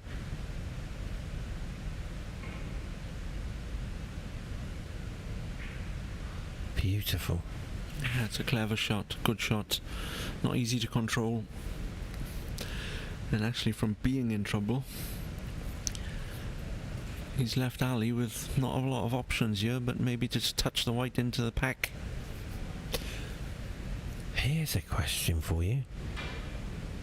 Can you have a re-rack in 6 reds? Just asking that one, I'm not too sure. It's like mastermind here, Paul. I've never been asked so many questions. Only my wife usually asks me this many questions. In 6 reds, I'm sure you can have a re-rack. I would thought it's more rare. There was an instance this week with a Hong Kong player where both players agreed on a re-rack in a 15 reds match. It was a team match, actually. There was tip-tapping into the pack. Both players agreed on a re-rack, but the referee refused. I've never seen that before. Wow.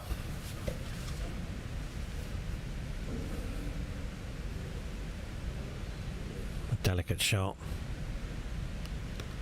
Cued it well.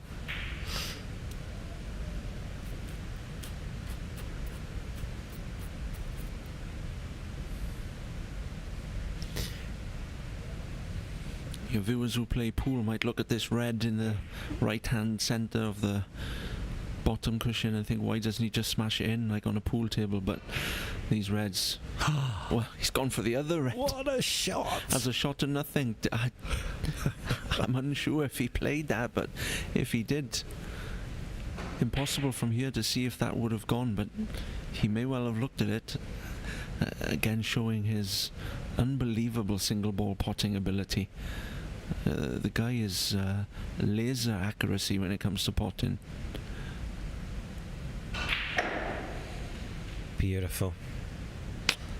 Ball's just not running for him. He really needs to have something, the balls to change.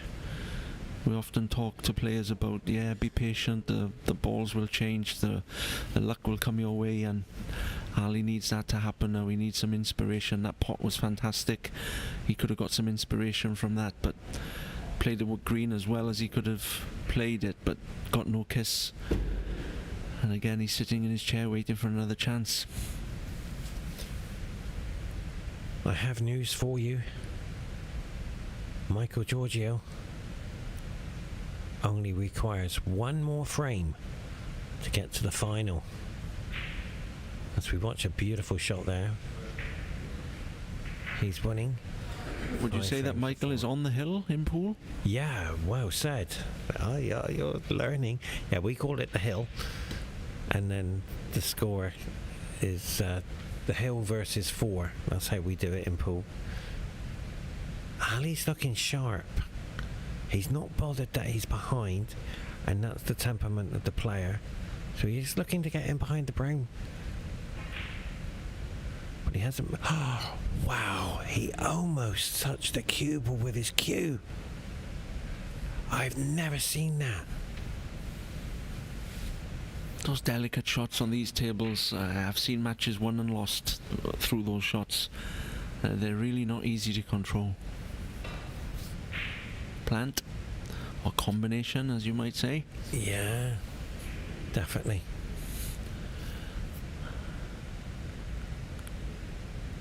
In some ways, I feel the ball's being a little bit messed up, a bit tight, probably favouring Ahsan at this stage. He doesn't want Ali to get any rhythm now. 4-1 in front, he'll be looking to keep Ali cold. So the ball's going safe will certainly be suiting Ahsan a little bit more than it'll be suiting Ali at this stage. This looks good if it just flicks off the brown. He's covered the red near the pocket. More questions for Ali.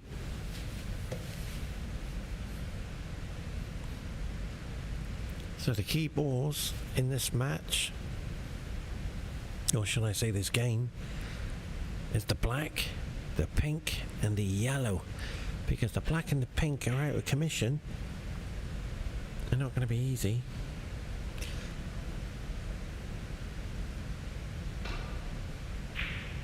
Beautiful shot, Wayne.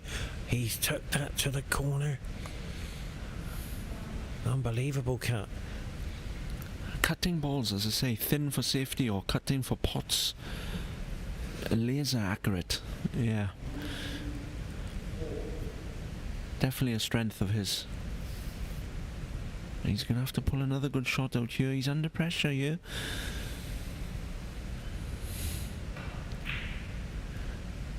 But that's another strength of his.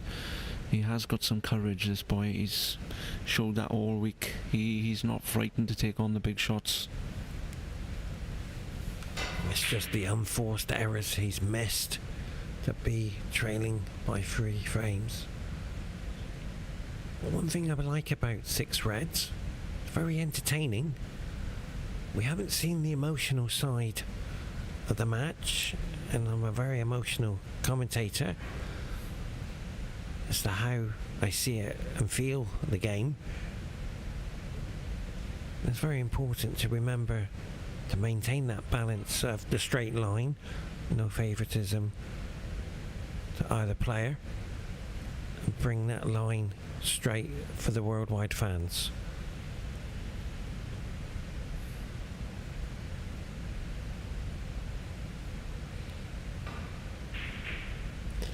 That is an unforced error, and that's the first time we've seen Ali upset. Over to you, Wayne.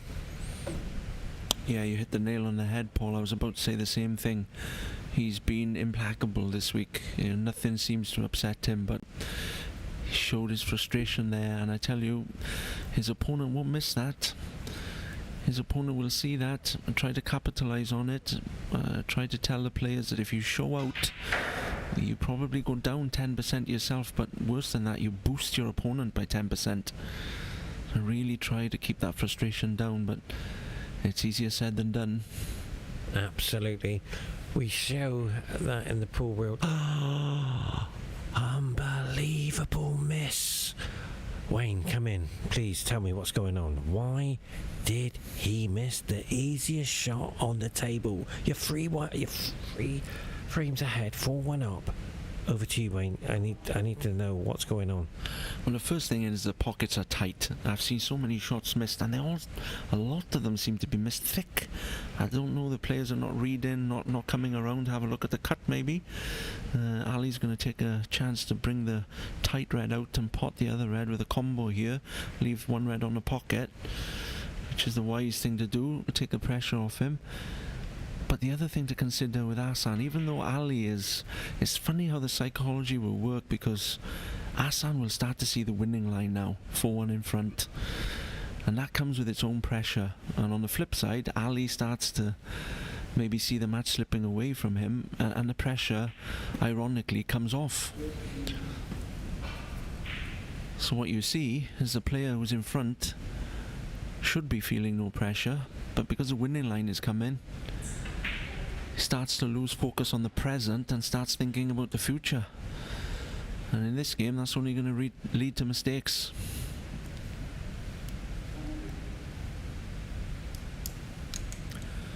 So an easy red here. He's got to think of his 3-shot plan. This red, the next colour, and an angle on that colour, either to develop that red or to play a good safety. That's what he's going to be thinking about here now. Black does go, so if he can get straight on that black, he could consider running the straight black through, playing the red down the cushion in the right hand bottom pocket as you look. He's short of pace, so his 3-shot plan, whatever it was, is going to change now.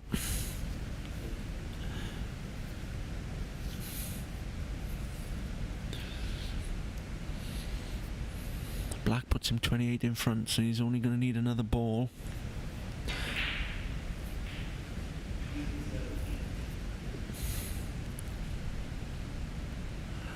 Seems that nobody's taking out these frames in one visit. Every frame seems to be alive when we come to the colours.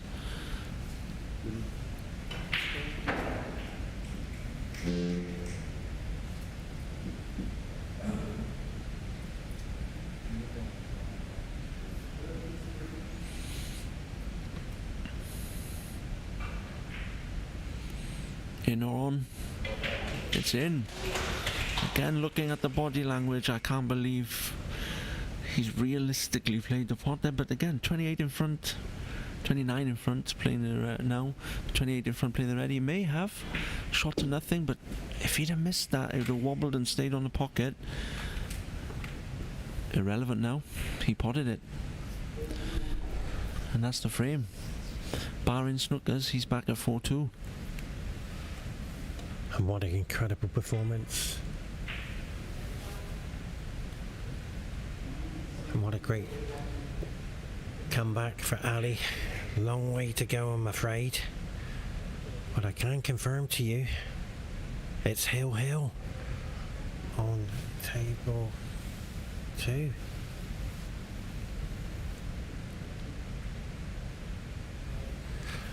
Do you feel sometimes, which sport would you put billiards close to? How can I explain?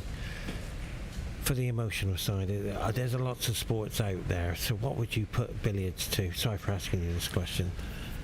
No, we're a closed, what we call a closed skill sport, yes? We don't have to react, we can manage the time ourselves. So we can take as long as we want over a shot, which makes the sport slightly different mentally to like a football, which is an open skill sport where you have to react very quickly to a situation out of your control. I think the other thing with our sport is very binary usually. You're either missing or you're potting. So it's very easy to see your mistakes, and you have to pot at something like 85-90%. So snooker players have a bad habit of only remembering their bad shots and forgetting their good ones, which can hurt confidence a lot. I think the sports you can compare it to, maybe diving, gymnastics, you know, where you only have that one chance, high pressure, close skill situation. I often say to footballers and rugby players, if you make a mistake you can run after somebody and get the ball back, but in snooker if you make a mistake you go and sit in that lonely chair and feel the pain that you've given the control of the table to your opponent. So it's such a frustrating sport mentally, that mental preparation, mental strength, resilience is a huge factor in this sport. No. Oh, sorry, Wayne. Would you agree? 100%, right down the line. Here's another question for you. Being with pool players, we tend to have different shafts for a different occasion. Wooden shaft, it depends on the conditions. Great oh, we just missed it. But do snooker players have another cue? Do they bring one or two cues to the event, or they just have that one cue? It's rare for, I think recently in China, Sean Murphy, was it in China? Is in a recent tournament anyway, where he had 3 cues with him. Very unusual for a snooker player. It's not like in pool where you have a jump cue and a break cue. He had basically 3 play cues, which suggests he's having a few problems at the moment. Some players in snooker will have a cue for life. I mean, I don't play snooker seriously now, but I've had a cue for 40 years or more. And O'Reilly, I've never changed it. But in pool, they change their cues like I change my socks. You're spot on there. Oh, he's going to be very disappointed with himself there. Yeah, he'd got one snooker, he needed one more, and that was a golden opportunity. Ali will be delighted coming to the table to be able to see this brown. Yeah, you're spot on with the different cues.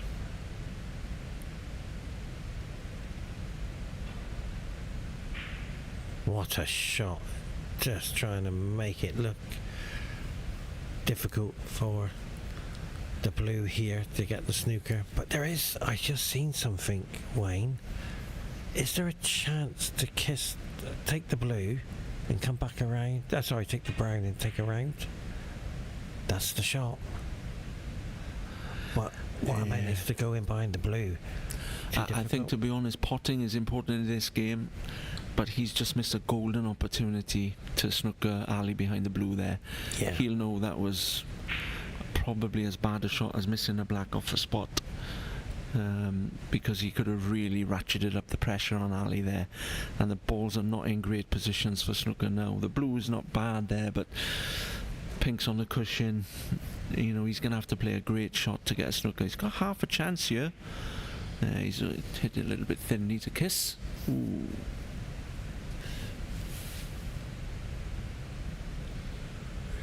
Ali will want to pot this brown, but he won't want to make contact with the pink. He certainly won't want to travel the white too far and risk the in-off. So that's why he's played it very slow towards the pocket. Yeah, I would imagine Ahsan's going to be trying to bring that pink into play here. And I don't think he can drop it and get a snooker. It's too full. He's going to maybe swing around, try and get behind the blue. He didn't get the pink moved. What time scale do you have to change a tip in snooker? I think if your tip comes off, I think, correct me if I'm wrong, but I think the rule is you're granted 15 minutes to put a tip back on.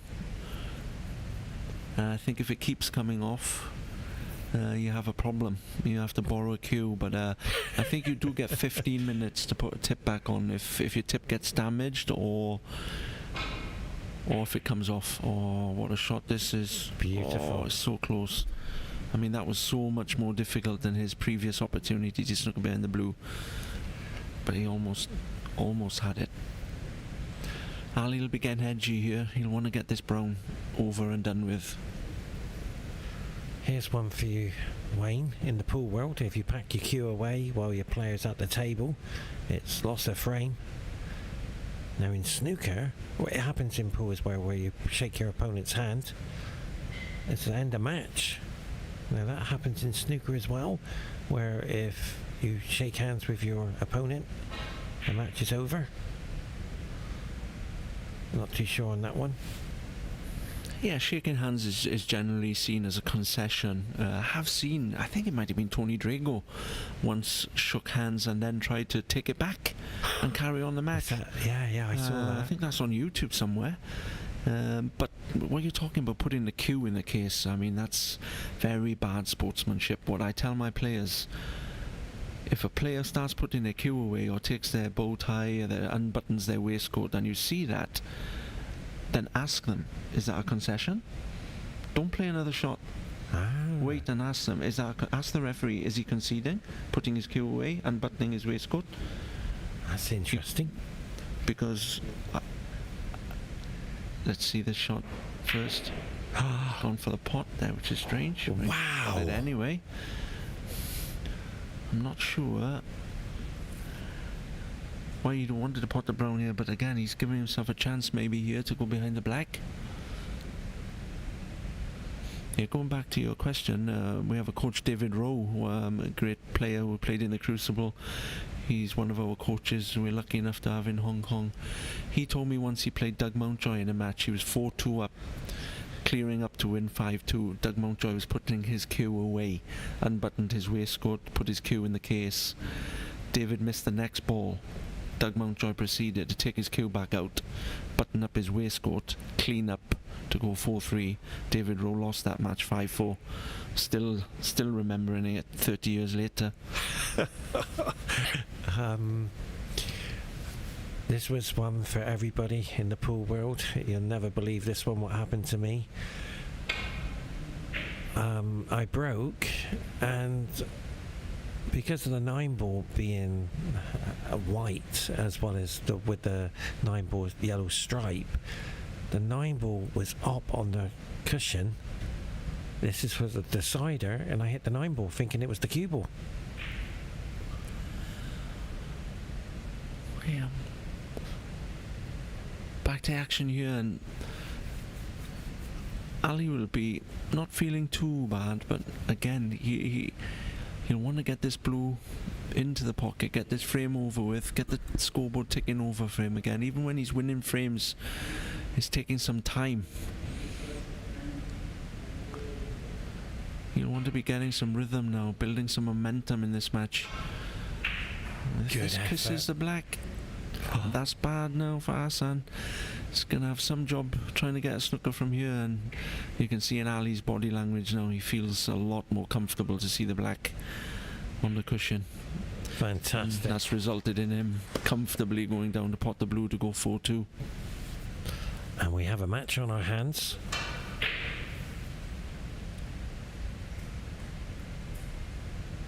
And we're going to take a small commercial break and join the action very shortly. Oh, wait a minute. I thought he was going... How many snookers are required? It's 2 snookers to draw, but with the black there, I was just going to say he's wasting his time, yeah. Yeah. So we're going to take a commercial break and join us in the action very shortly in frame number 7.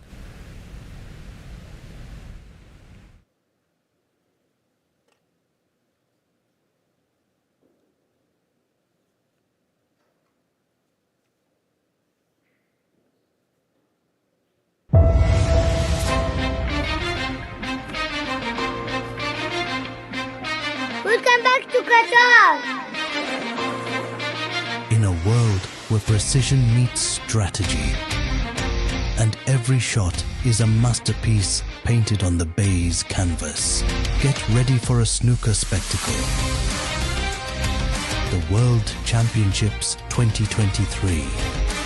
World top snooker champions will converge, aiming for the coveted title. It's a battle of nerves, skill, and strategy. World Championships Qatar 2023, where champions are made and legends are born.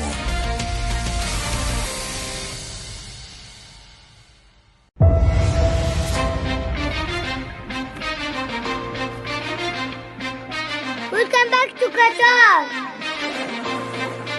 In a world where precision meets strategy, and every shot is a masterpiece painted on the baize canvas, get ready for a snooker spectacle. The World Championships 2023. World top snooker champions will converge, aiming for the coveted title. It's a battle of nerves, skill, and strategy. World Championships Qatar 2023, where champions are made and legends are born.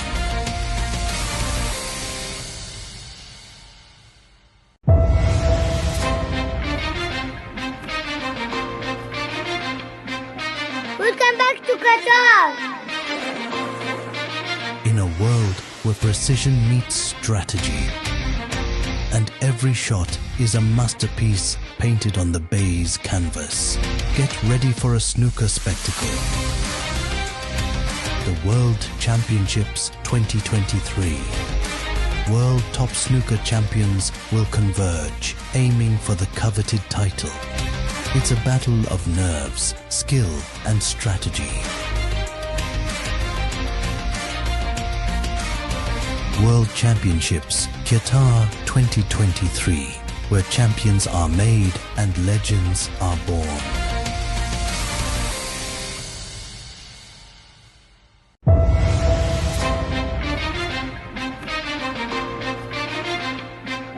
Welcome back to Qatar.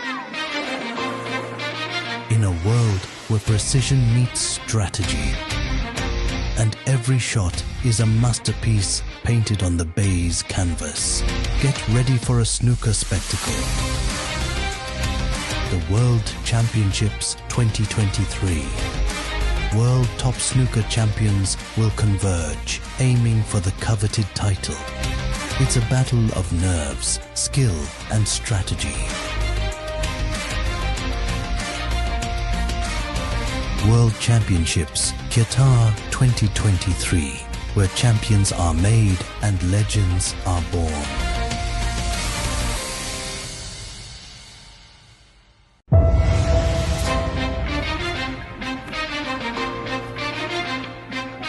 Welcome back to Qatar.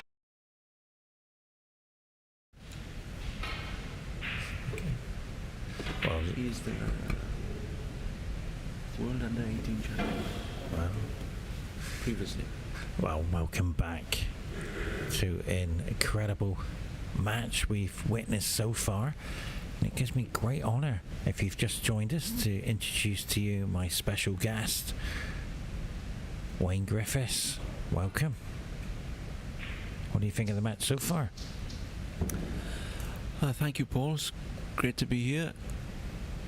To be honest, the quality of the match hasn't been great. Both players looking a bit tense. Every frame seems to be going down to the colours, not a lot of single visit frames. Ahsan has a chance to put that right here straight away.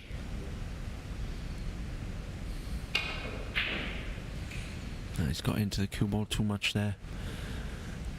I know that red was blocking, but he could have pushed that red in and left himself the black. I'm a little bit surprised he's gone around the other side, and as a result he's lost the cue ball. Decision to be made now. Horrible black or a good safety. Judging from where he's standing and what he's looking at, he's already decided it's going to be a safety. How important is this frame for Ali from your point of view? Every frame important at this stage, but mentally, as I say, what we tend to talk to the players about is getting one frame behind. Ali was 3-0 down at the start of this match. If he can get back to 4-3, he'll feel he's back in the match, and Ahsan will feel that he's back in the match. So pivotal frame here, 4-3 or 5-2. At 5-2, Ali's not out of the match by any means, but he'll have in 6 reds. It's very difficult to run frames, 3 or 4 frames. So yeah, for sure, Paul, you're right. Big frame for both players here. President is in the crowd, Mubarak, to come and see this game. So this shot to nothing. We don't have that in pool, shots to nothing. Could be a shot to something if he gets a kiss. Ooh, I think both brown and yellow might be available.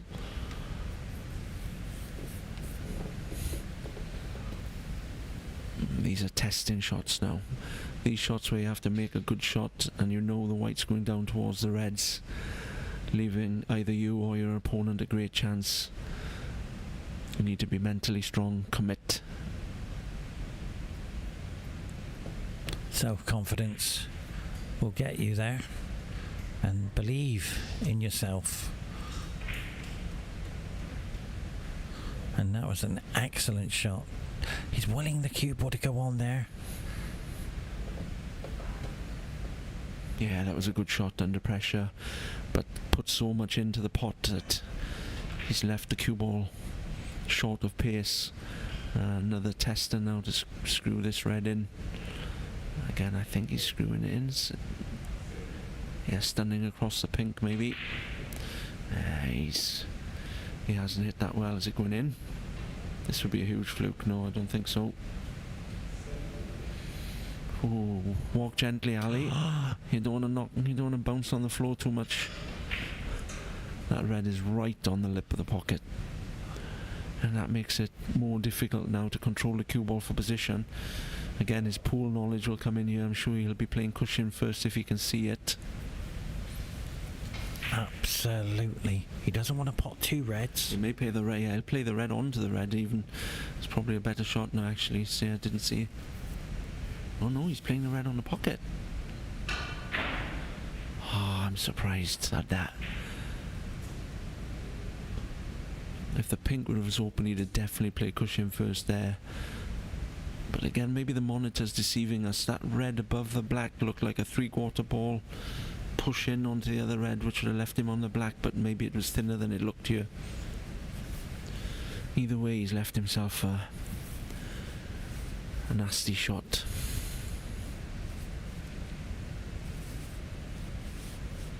He's the type of player that will take it on. Pressure black.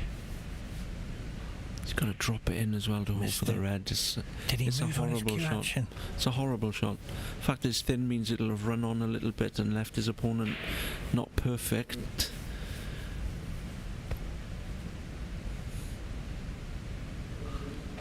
So this red to the corner. Yeah, I'm sure he'll try to flick that red away from the pink here as well. Maybe leave himself pink or black. And this stage of the match, it's emotional management now. That'll be critical for these two players. The one who can handle themselves best mentally will probably be the one getting over the line.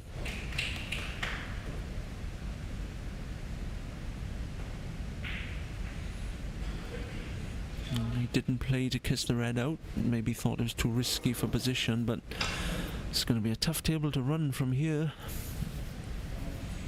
I have seen it, Wayne. When the black's respotted, players tend to snooker themselves. It'll be interesting to see what happens here.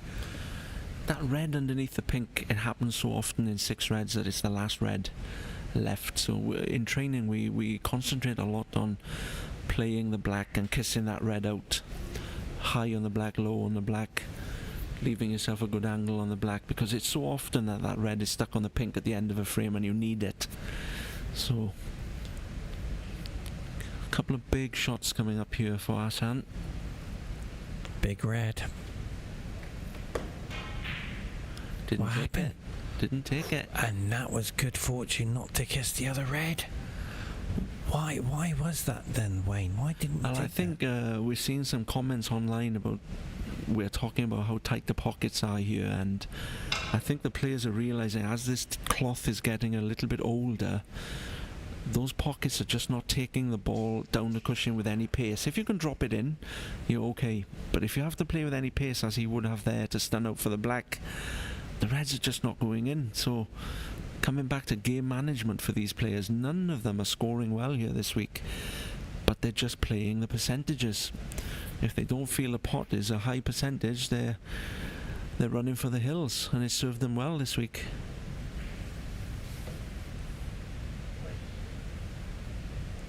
Has he gone far enough? I think he's left the red to the middle. I'm looking on the monitor. It does go to the middle. And this is a frame winning opportunity. Thin, But he's overcut it.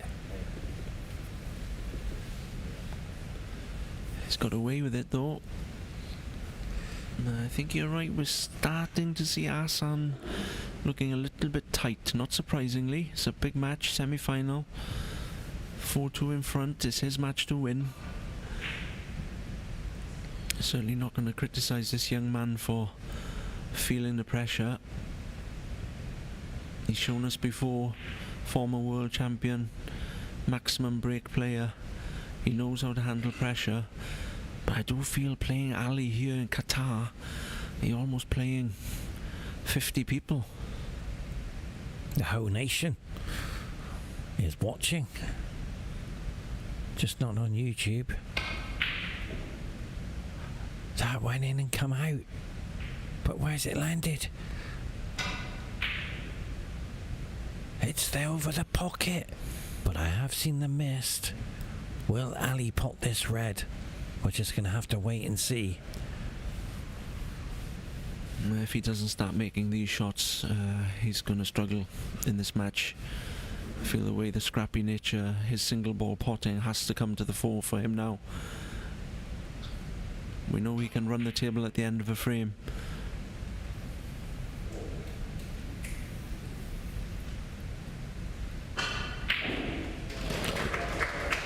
What a great strike, yeah.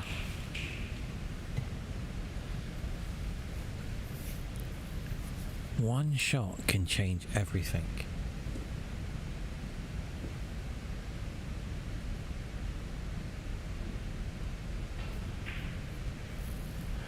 This would be a great clearance if he could make it from here. He's got 3 or 4 shots before he gets to the green again. He's moving. I've seen something. Sign of the pressure, Paul, you think? Yeah.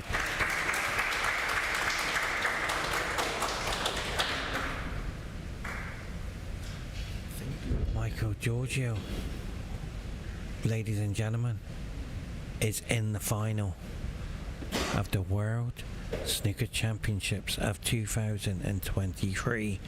Breaking news. What I mean by, yeah, you're right, it's pressure. I need to ask you a question, Wayne. Why do we put, I like to ask this one, why do we put psychological pressure on ourselves? Is it because we're trying too hard? Well, there is a scientific answer to that question. I'm not sure I want to bore everybody with it now, but sorry for asking. All pressure starts in the mind, basically. We have the amygdala in our brain, which is our fight, flight or freeze mechanism. And whenever we feel threatened, whenever we're not in control of a situation, be that being attacked by a lion or having to make a difficult black to win a match, that amygdala in the brain starts sending messages out. The heart starts to beat a little bit faster. We start to breathe a little bit harder. It's the body getting ready to react to that dangerous stimulus. So it's a natural phenomenon that it's very hard to control. That amygdala is very strong, you won't beat it.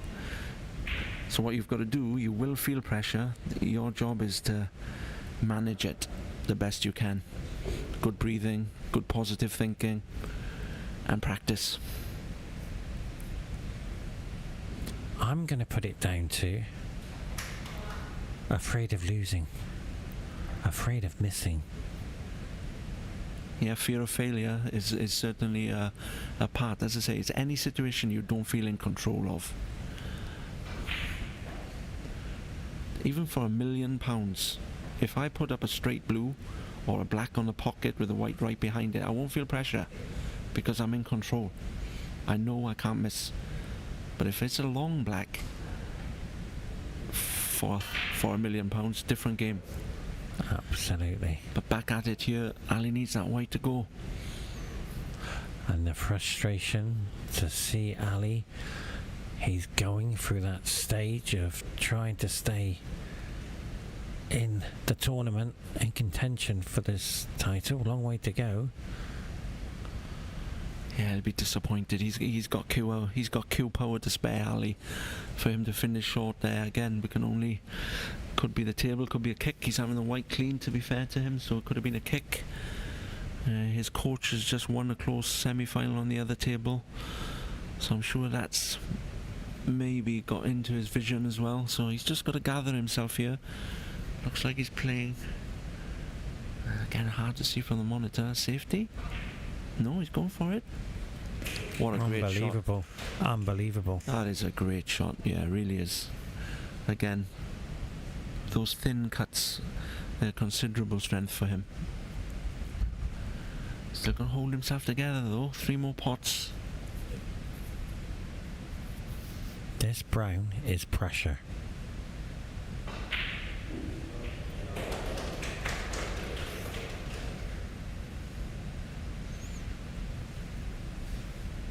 He's one of these players I talk about who can smell blood. He doesn't shy away from a situation, he runs towards it. He's a strong player under pressure. I don't want to say anything too much now. See him get over the line here.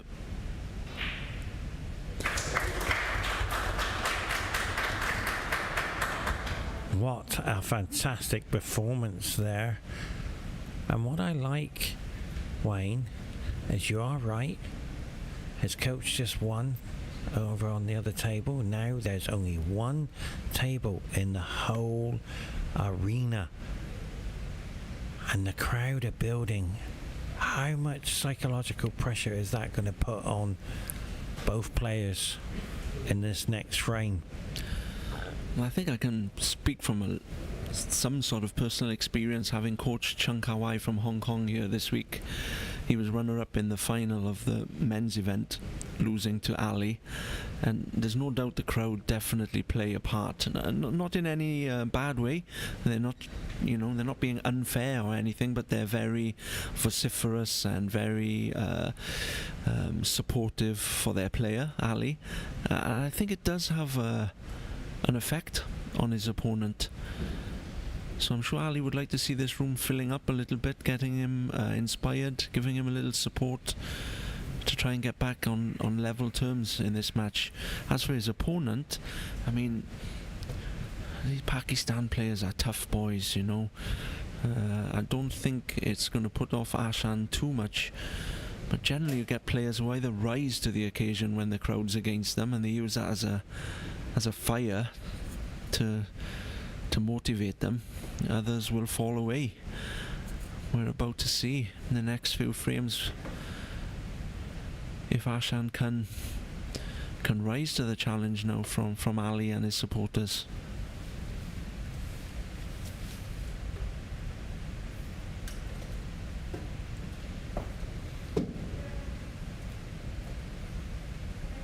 Frame number 8 will be the biggest frame in this match so far for Ali, because he has to win it. And I saw a very nervous break there from Ali. So this is a must-win situation, because if he trails by 2 frames, as you said earlier, Wayne, 6 reds is a very difficult game to play, to win frame after frame.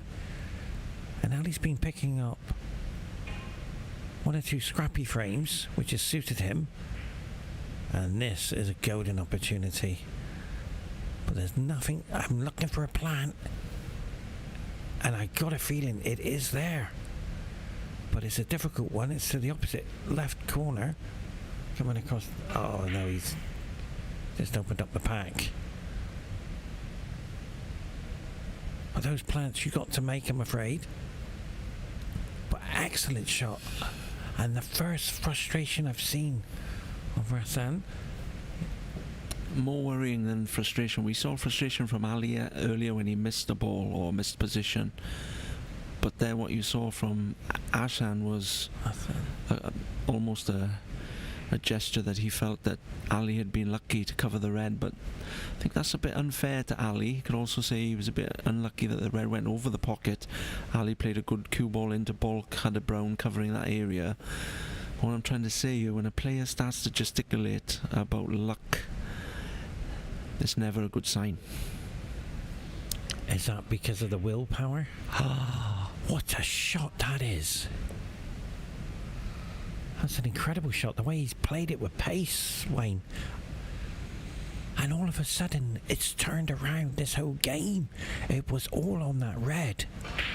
But there is a safe red, a key red, and it's the one to the left of on the cushion. So that will play a major part. But is he on a red though? Yeah, he's on a red above the pink there, I think, but he's going to have to go up for the blue, which... oh no, he's got the red, goes through the gap, is it? Here. He's going to want to take high value colours here if he can. He's got 32 points available to him with the 4 open reds, which will put him 35 in front if he can take all blacks. But if he doesn't take all blacks, then he's going to need that last red. So if his maths is good, which it seems it is, he'll be aware now that if he can take all blacks here, he'll be 35 points in front when he comes to the last red. So there's black. We'll go back on the spot. And sometimes I forget the balls come back out, the colours, when I play. It's hard to believe. I think you're right though, Paul. The momentum in this match is beginning to shift. I'm not seeing that only on the scoreboard and on the table. I'm starting to see it in the body language as well. Well spotted, and that's why you are a professional.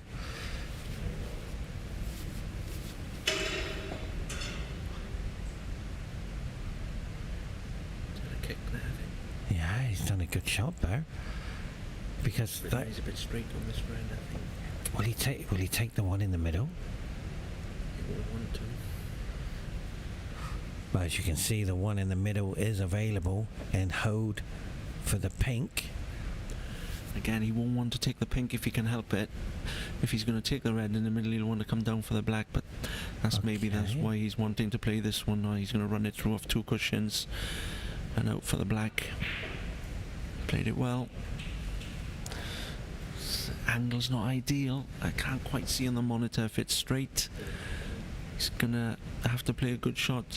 If he's got a slight angle, he could run through off 2 cushions for the red in the middle.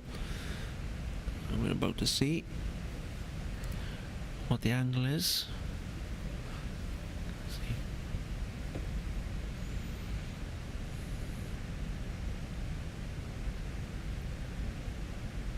He's almost dead straight, so it's going to have to be a screw back for the 2 reds. He needs to control it. Oh, Perfect. Yeah. I don't think he played it like that. He overscrewed that. Because he's left-handed. That's how I looked at it. That's why I said perfect, because he won't need the rest because he's left-handed. He just needs this extension on his cue.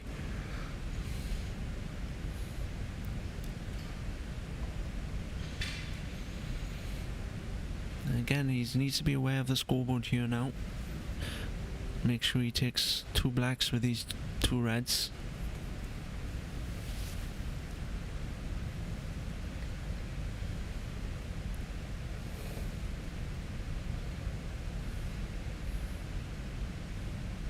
Got to be careful with the cue. Yeah, he's standing on one leg. If he does a foul, could cost him. Beautiful.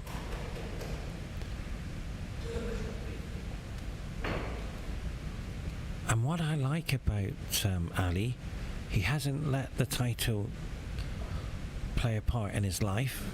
He's still the same person I remember, and he hasn't forgotten us, and I love that in him. He's a very polite young man. He's a credit to Qatar and to our game. I'm sure he'll be a great world champion. There he's willing the ball on. He's on the red, but now he's going to have to take a lower value colour. He doubt he can get back for the black here. But if he can just get a good angle on the blue, maybe even the yellow or brown, he'll be looking to kiss that last red off the cushion. He is left-handed, but on these tight pockets, he's not going to want to play that red down the cushion unless he has to. Or he may take the red to the top pocket here if he can get back on the black. Again, the angle is quite deceiving here. There's your cue action. He's going for the yellow pocket.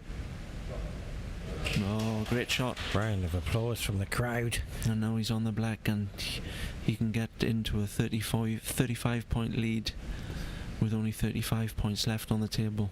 Strong favourite now.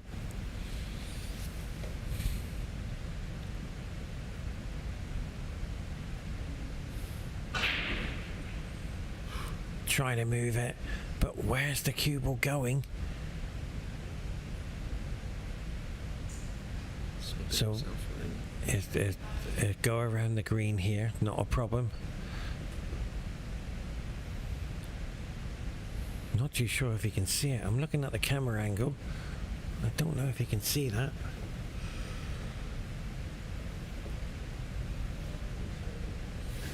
He's in a strong position here now though in this frame. He knows he's going to have at least one more chance to win the frame. Well, barring snookers of course.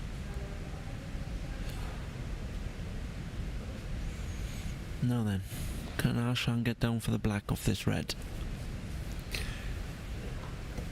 If Ahsan can run the table, is it a respotted black? If he runs the table but he's got to get for the black here, then yes, it would be a respotted black.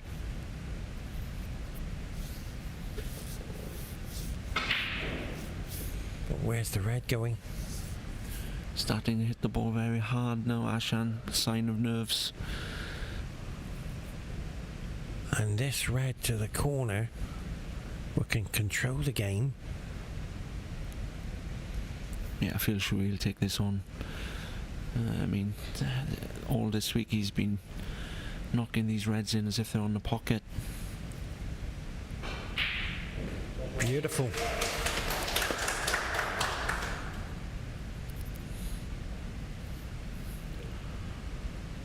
Okay, so we have a psychological switch now. At 4, Ali was feeling out of the match, maybe under pressure, 4-1. Ahsan feeling he could only lose the match, but now at 4, pressure suddenly starts to come a little bit back to Ali now. Certainly will stay on Ahsan as well. He's looking at the scoreboard. Will he continue? And the answer is yes, he will. A surprising yes. 4 snookers required, well, 4 point snookers required. So I feel this is, to be honest, a little bit of Ahsan trying to calm himself down and break Ali's rhythm. Clever thinking.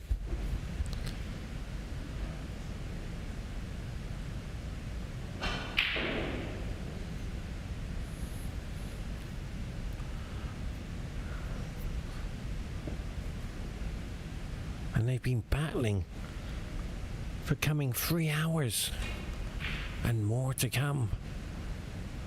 Yeah, the reason it's taking so long is just nobody's making any breaks. I don't think anybody's won a frame in one visit yet. And I tell you, whoever wins this match, going through to play Michael Giorgio, gonna have to score considerably better than this to compete.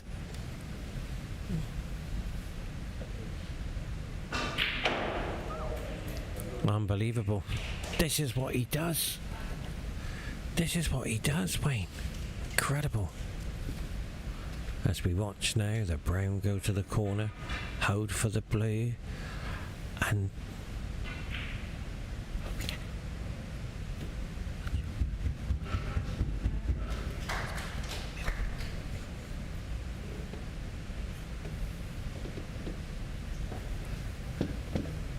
one coffee with 1 milk and 1 sugar.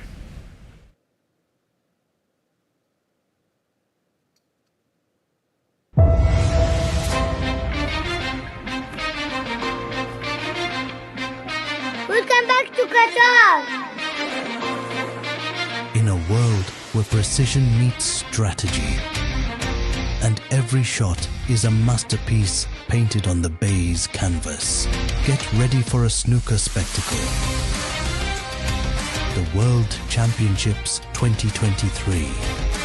World top snooker champions will converge, aiming for the coveted title. It's a battle of nerves, skill, and strategy. World Championships Qatar 2023, where champions are made and legends are born.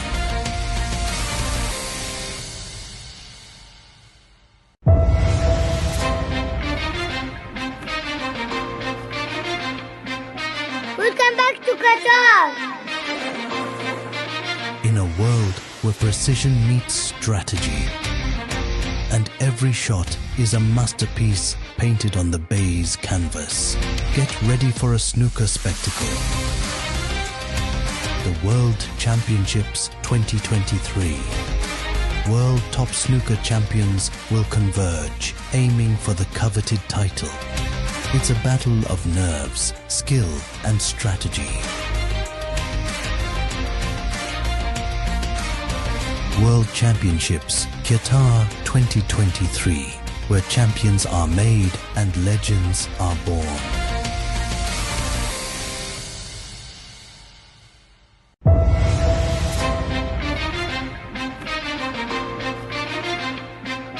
Welcome back to Qatar. In a world where precision meets strategy, and every shot is a masterpiece painted on the baize canvas, get ready for a snooker spectacle. The World Championships 2023. World top snooker champions will converge, aiming for the coveted title. It's a battle of nerves, skill, and strategy. World Championships Qatar 2023, where champions are made and legends are born.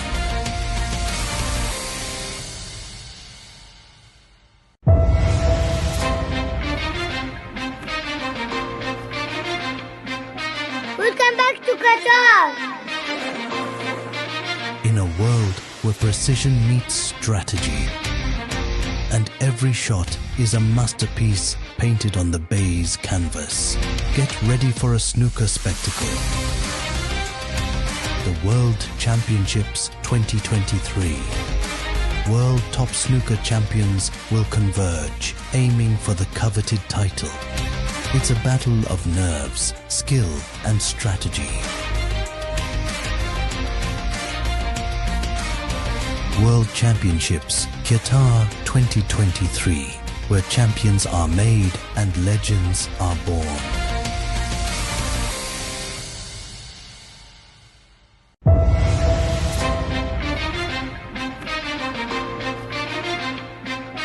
Welcome back to Qatar.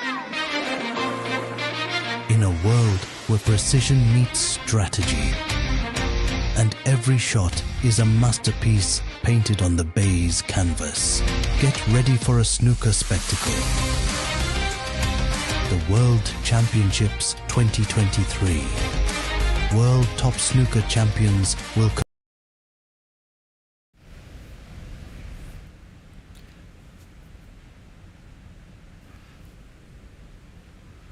Ladies and gentlemen, welcome to frame number 9. If you've just joined us, it's been a very emotional comeback for Ali.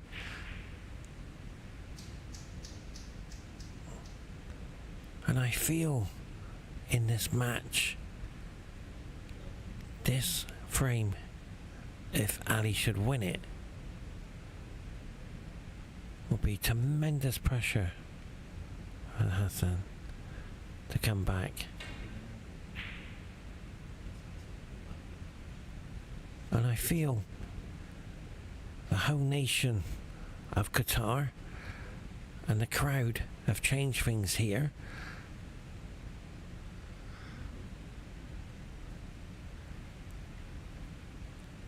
And all of a sudden, Ali is starting to find his game, from trailing from 3-0 to 4-1, and all of a sudden he's found his game to go 4-piece. Now the red does go to the middle,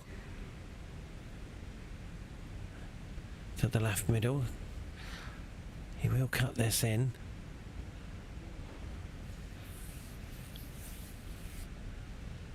It's a very fine job.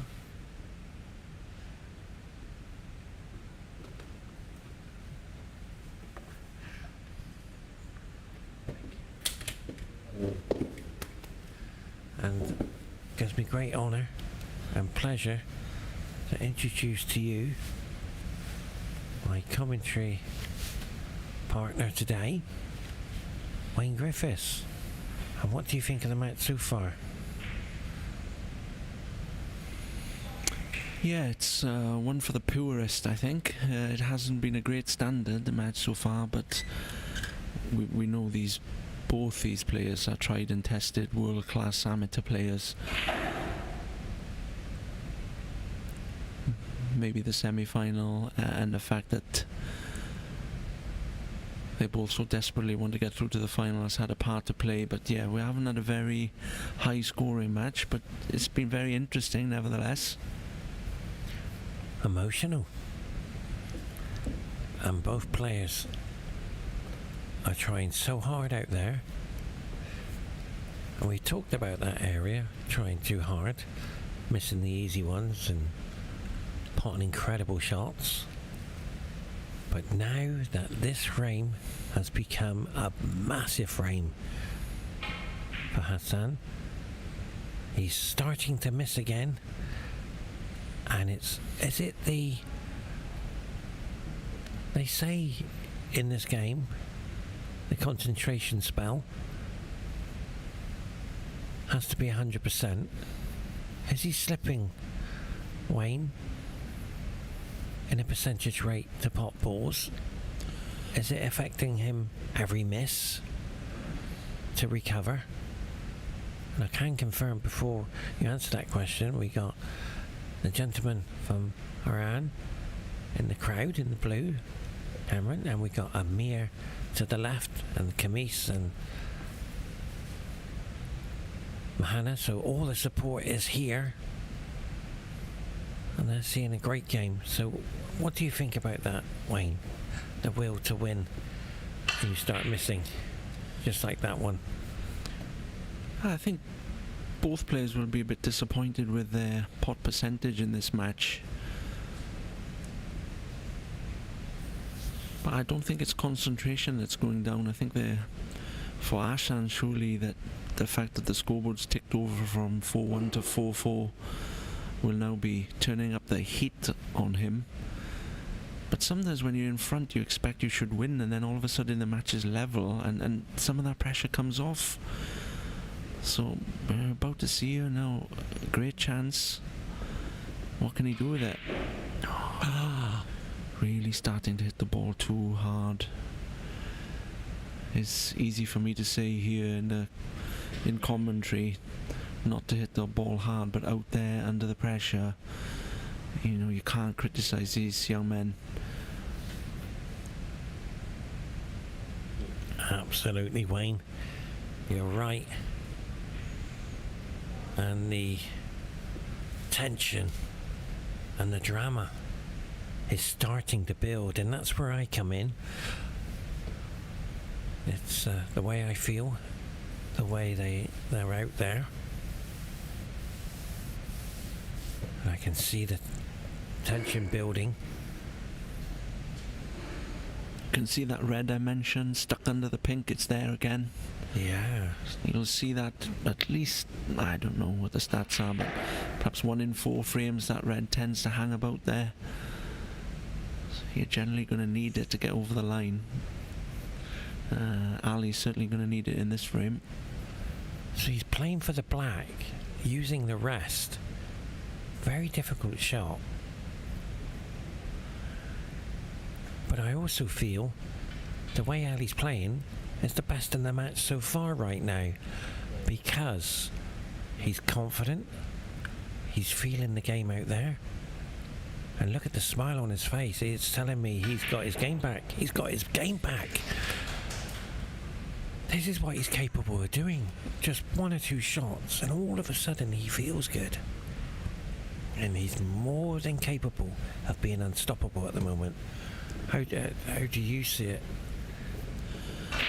Yeah, he's definitely in the ascendancy. I mean, it sounds like an obvious thing to say, from 4-1 to 4-4 he's in the ascendancy, but just everything, the body language, the ball striking, everything seems to be coming together for him now at the right time, and dropping away a little bit for Ahsan. So Ahsan's a tournament winner, tough boy. He's going to have to steel himself now. He may have a chance here as Ali's lost the cue ball. Surely he's not going to go for this cut. I mean, he's so good at cuts, but where's he going to put the white? He's high risk leaving the red on the pocket, but he hasn't really got a great safety either. Interesting to see what he's going to do here. Is it going to be we call it in the casino, all in? That's what I call it in pool. All in. But is he trying? He doesn't want to move. I know it's early days, but that red in the pink, which you mentioned earlier, is a key ball. He's going to try and push through it. I think, well, he's that close to it. I don't think he can push it through it then if his cue is up in the air like that. Or he's just going to drop that red down onto the cushion. It's very hard on the monitor to see how much of a gap is between that white and the red. But I mean, he's looking at the potting angle, so I'm guessing he can maybe try and cut it in, screw across for the black, and try to cover the red on a pocket.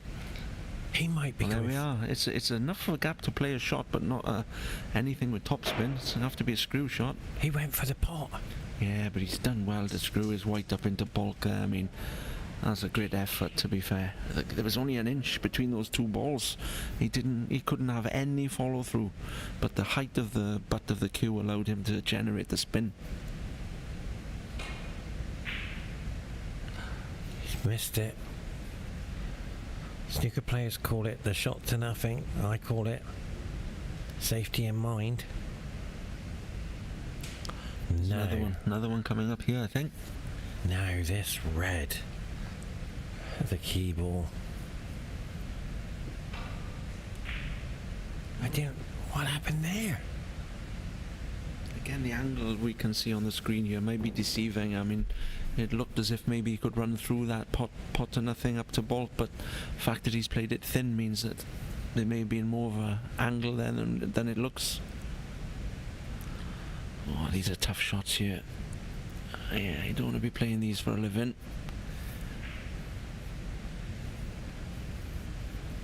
Oh, he's done pretty well to get the white there and not push the red over the pocket. This frame's still alive. If you ever go to the cinema, just imagine this, sitting in the front row, and that's what we are in. It's not just a monitor, it's a giant TV screen. Well, it's a theatre screen. But has he left the plant to the corner? So he has to be careful he doesn't leave Ali this plant. He's going to have to drop on this red on the black cushion, I think, if he can get to set. Oh, he has to swerve it.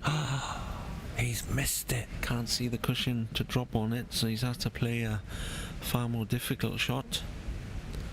And the plant I was looking at, you can't see it, yeah, was to the middle. Didn't know if you saw that one, Wayne. Or if he drops on the red, you mean? Yeah. Yeah, again, hard to see if the pink is blocking the first red, I'm not sure. We have yes, close. We have a camera to look down on the table, but they're at commission for a moment, but hopefully get that up and running. So the brown is blocking his natural path here, so he's having to generate some side to get the angle he wants.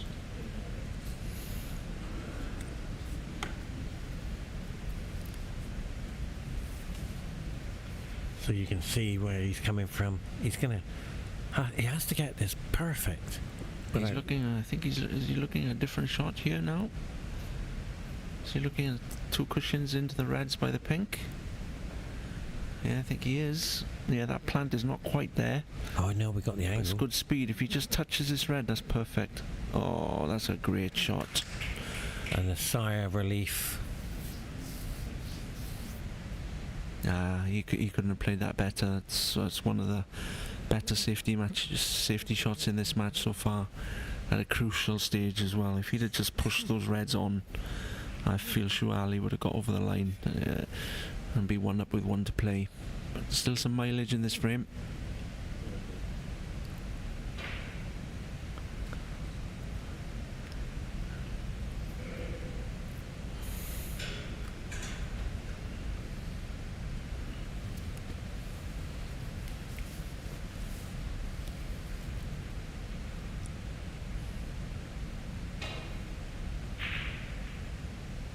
Where's the red? Unbelievable. Unbelievable. Ahsan's turn to have some luck this time. In my professional opinion, players tend to remember the luck they have, or don't remember the luck they have, and only remember the luck that their opponents have. Usually it'll balance out. And as I said earlier, as a player you're definitely better off forgetting luck. It's an uncontrollable. No point giving any energy to something you can't control.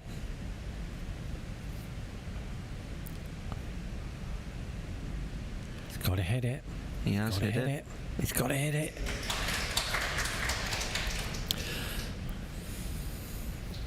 If this was straight to the middle pocket, I'm sure he would play it as a shot to nothing. Just hold the white there, have a shot at the black. I think it's a little too much angle for that. Oh, I don't know. He's looking now to see if he plays the red to the middle, can he not leave the other red, the red next to the pink? If he was to miss the red he goes for. No, he feels it's too much of a risk. In behind the black? No. But he has. Bit of a nothing shot, that. But he's left it to the top yellow pocket. I think he can't get behind the pink, Ali. because he can't get up in the air. But he hasn't really put Ali under any pressure there with that safety shot. Maybe if the red had gone past the blue, it would have given him more concern. Ali can just push this red up and down the table, I think. Yeah. Yeah, I think Ahsan could have done a little bit more there. And as a result of playing a borderline negative safety, he's now put himself in trouble. Now, we talk about the key ball. How many is there? One by the pink, one by the blue and the brown, and the one on the rail. So, this game, for me, in the whole match, will be emotional so far. Because it's going to be the point system. Every red you pot is a possible break building opportunity, but you're taking away 8 points from your opponent. 11 points could be a big lead in this frame. That's not there. But where's the red?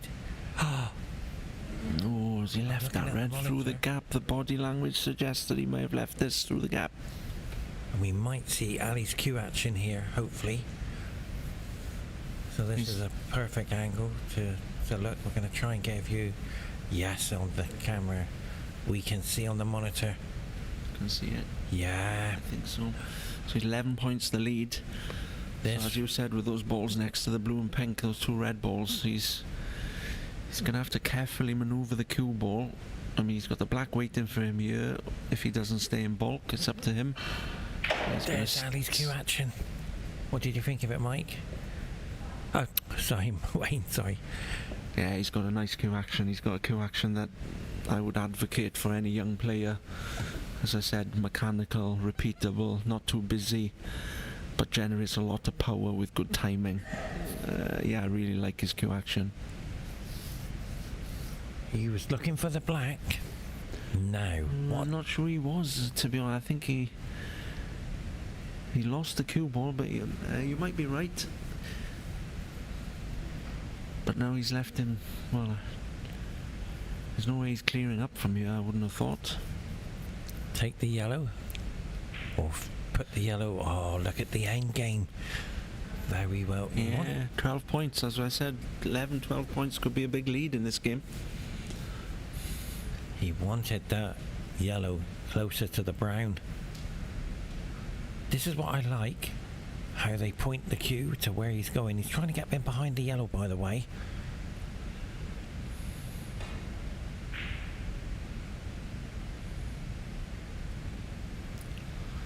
I tend not to do that myself because I tend to make myself look a bit foolish. I point to one side of the table, the cue ball tends to go over the other side.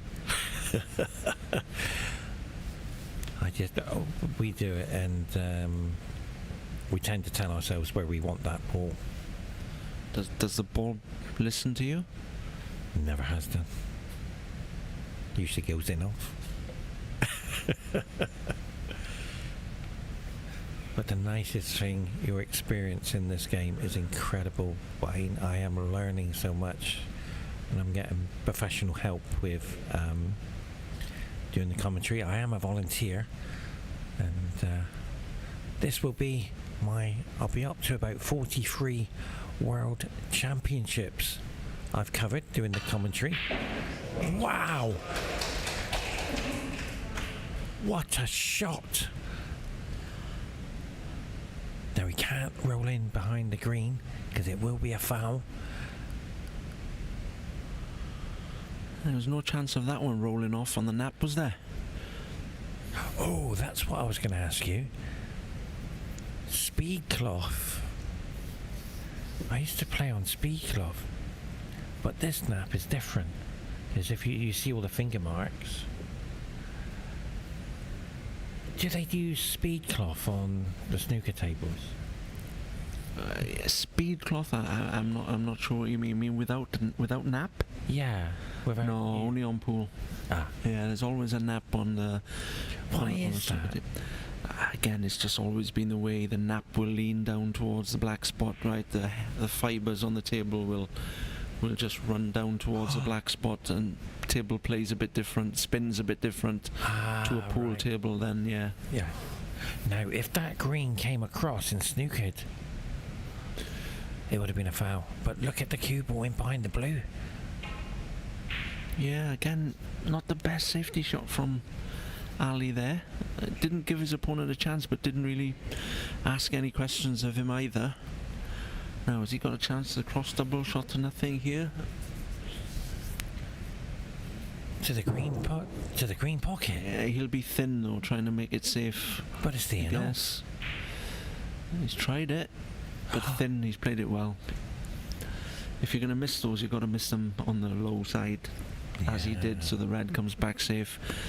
But he's got the brown and yellow to help him here. Ahsan, if he can either manoeuvre the red onto them or use them to stick the cue ball. In behind the green. He may possibly try to screw over. He hasn't hit it. Decelerated on the shot and lost the spin. Maybe lucky though. Yeah, I'm looking at that. Body language on Ali tells us exactly what's happened there. Looks like a snooker. It's hard to believe it, but I do feel shots sometimes. The red in the middle pocket.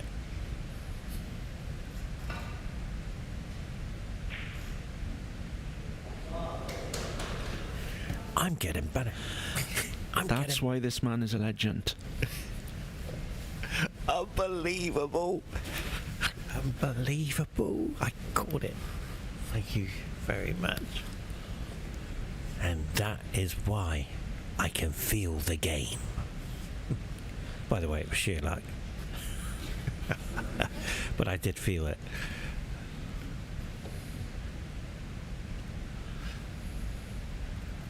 This black to take the point system.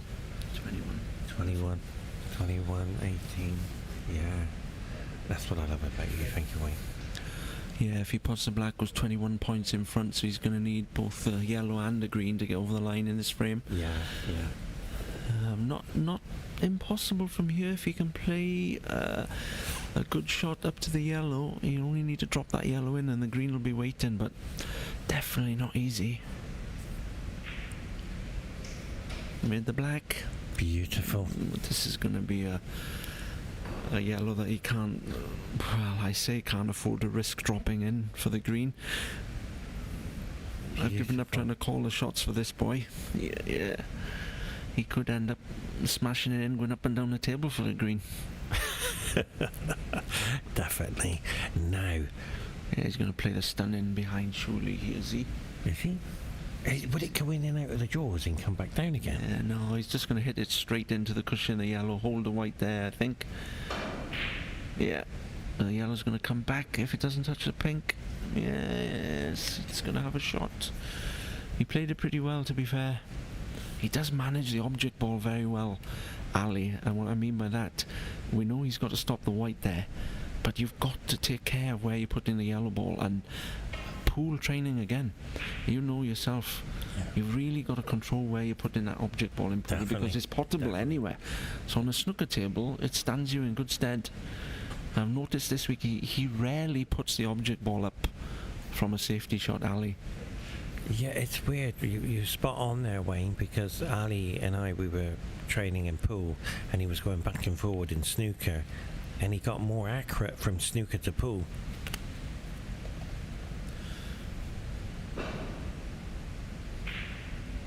Oh, he just kissed the green. This is going to work out okay for him. That's not bad. The green is open, but the brown is still his insurance ball for Ali here. Definitely. Match policy. Get something safe. I'm sure they'll have a lot of fans watching back in Pakistan. The young lad lost to Michael Georgia in the other semi-final, but they'll all be supporting this young man from Lahore in Pakistan. My good friend Arshad Qureshi there in Pakistan, doing a lot of coaching. I'm sure he'll be watching, willing on this young man from Pakistan to get to the final.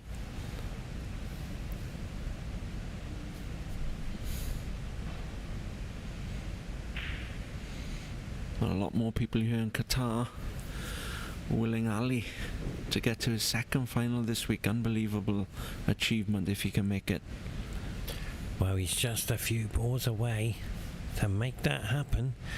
And look at the focus and the determination on this young man.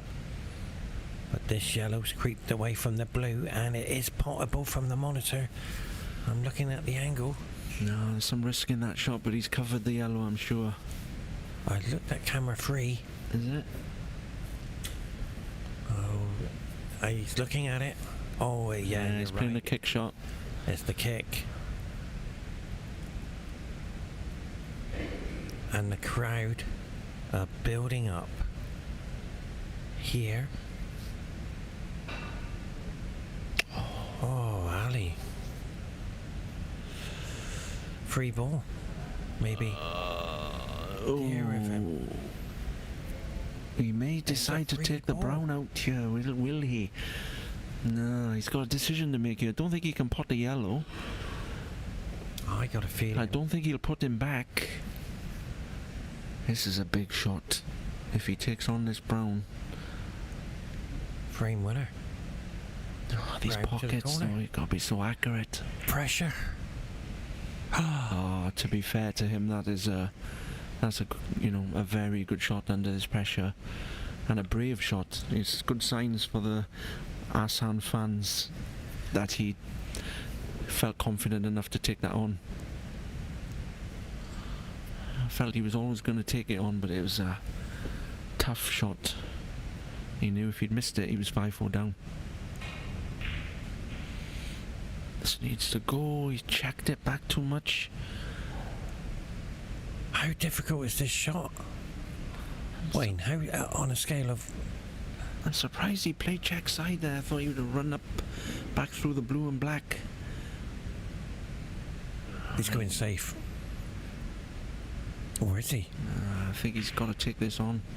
He's missed. Oh, just about in the pocket. It knocked on the door. This is a massive clearance coming up here. It knocked on the door. He let it in. The door's Somebody open. was home, yeah. Somebody was home. And now this brown. Now this is the important time. The heart is racing. You see him taking his time, taking some deep breaths, fighting the physical tension that he'll be feeling now. This is his experience.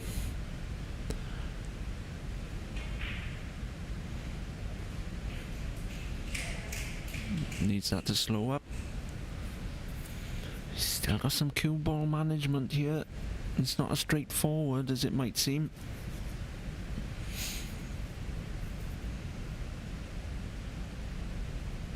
He needs every ball.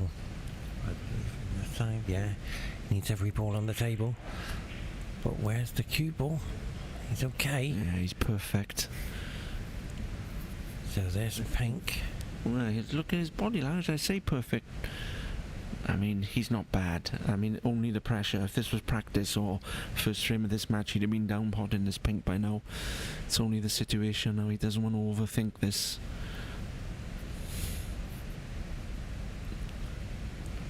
He'd like to be able to just run it through, maybe for the black in the bottom left pocket, but he may have to play for the black to the centre. It's hard to see the angle.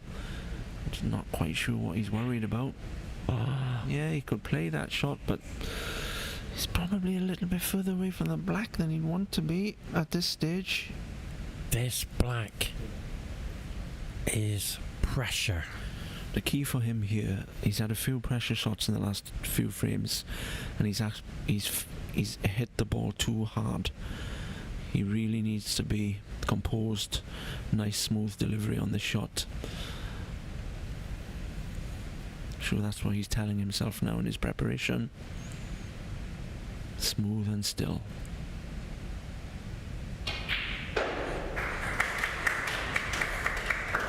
Have to be fair to him in the situation from 4-1 to 4-all, taking that free ball brown, making it and clearing up was a courageous clearance and a body blow for Ali. We're going to take a commercial break. Join us very shortly to see the collusion.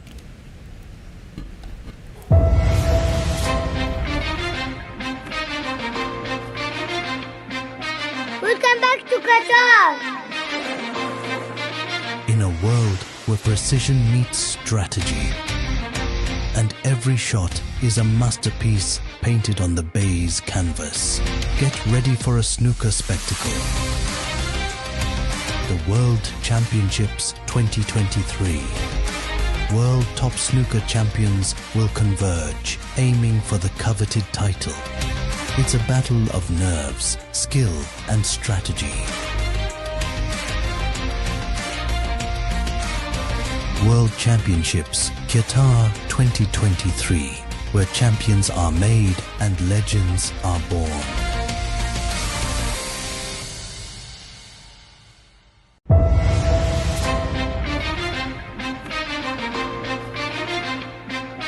Welcome back to Qatar. In a world where precision meets strategy, and every shot is a masterpiece painted on the baize canvas, get ready for a snooker spectacle. The World Championships 2023. World top snooker champions will converge, aiming for the coveted title. It's a battle of nerves, skill, and strategy. World Championships Qatar 2023, where champions are made and legends are born.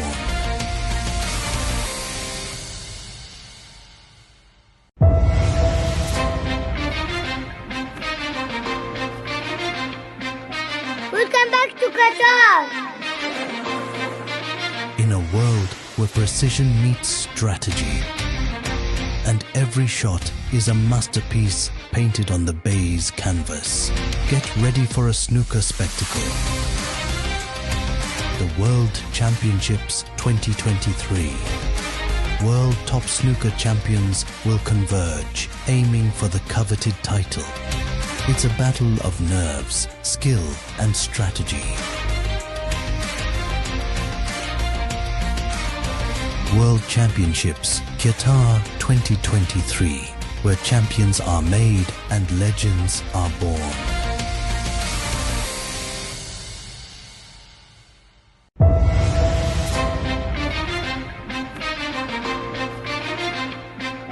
Welcome back to Qatar. In a world where precision meets strategy, and every shot is a masterpiece painted on the baize canvas, get ready for a snooker spectacle. The World Championships 2023.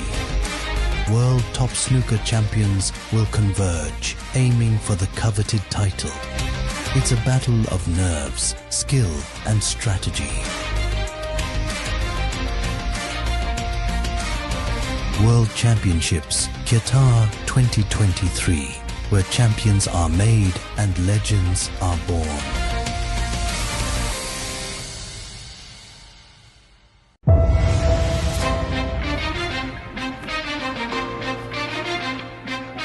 Welcome back to Qatar.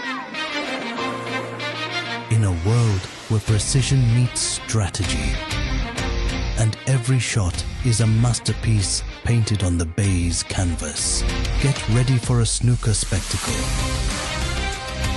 The World Championships 2023. World top snooker champions will converge, aiming for the coveted title. It's a battle of nerves, skill, and strategy. World Championships Qatar 2023, where champions are made and legends are born.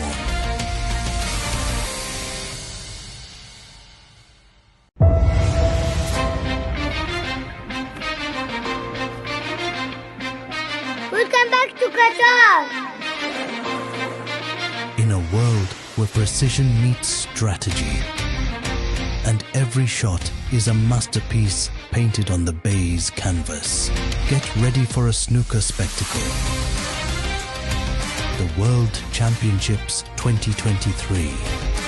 World top snooker champions will converge, aiming for the coveted title. It's a battle of nerves, skill, and strategy.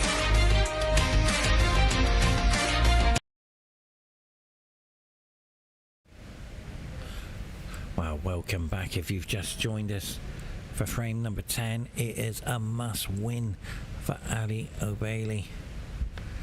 And my special guest, Wayne Griffiths. Welcome, Wayne. And what do you think of it so far? Yeah, the match has warmed up a little bit. More exciting towards the end as the result comes closer. Seeing a lot of action, pressure, missed pots, opportunities, great clearance in the last frame from Ahsan. The momentum was moving against him for the last few frames, but he stopped that now. But I think Ali was 2 frames behind with 3 to play, or 1 frame behind with 2 to play in the quarter-final. So he's no stranger to coming back and winning. He's a courageous player.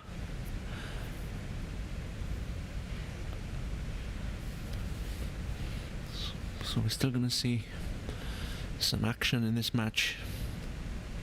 Michael Giorgio from Cyprus waiting in the final for the winner of this match. Ex-professional Michael, played at the Crucible, had a major ranking tournament win in the shootout in 2018. So whoever gets through here is going to have their hands full in the final.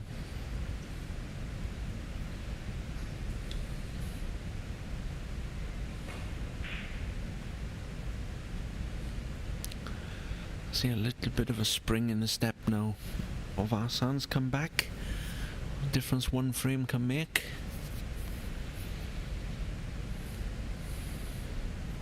Very important shot to hit this, to get it safe. But the black's helped there. I haven't seen the white go in very often in this match, so they're keeping control of the white. I'm looking for a plant. Is there anything there? There's nothing there.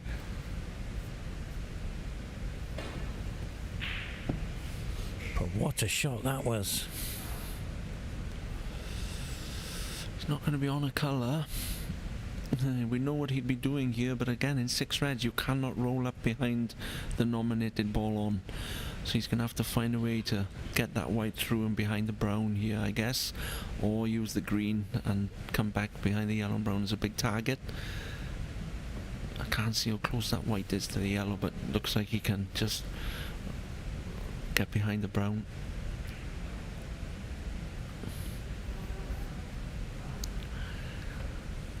Okay, big difference here for Ali. If that red doesn't go past the black, this is an easier shot, but if that red's available past the black, he can't nestle into the back of the pack here. High risk. Yeah, he's going to have to mind his business here. Anything too hard could leave an opportunity for his opponent.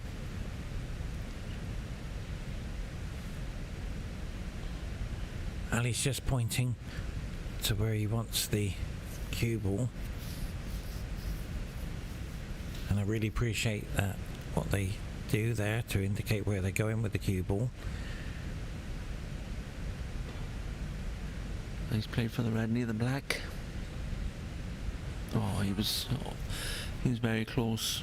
He doesn't want to disturb that pack. He wants to keep that pack tight so that if he does leave a chance, then Ahsan is going to have to open the reds. So that's why he's playing on the 1 loose red here rather than going for the big target.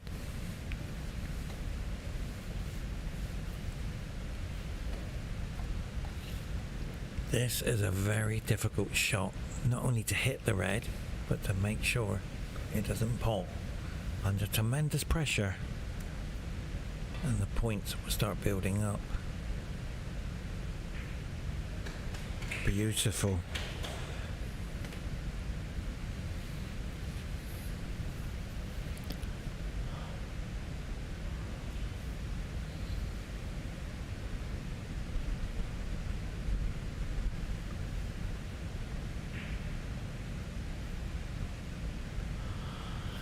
Okay, so he's covered the only red that's loose.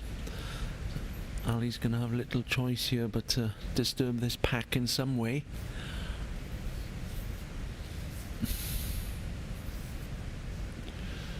crucial he gets the white safe here, because these reds are going to open up. Oh, he looked at that line and he's played it well. He's kissed full ball on the brown, so half a chance for his opponent here. These are the shots you've got to make. In 6 reds at this level, this is where Ali has been strong this week, and this is where Ahsan needs to be strong now. We just saw a glimpse of Amir from Iran behind Ali there. But this red is pressure. Boy, didn't he pot that well?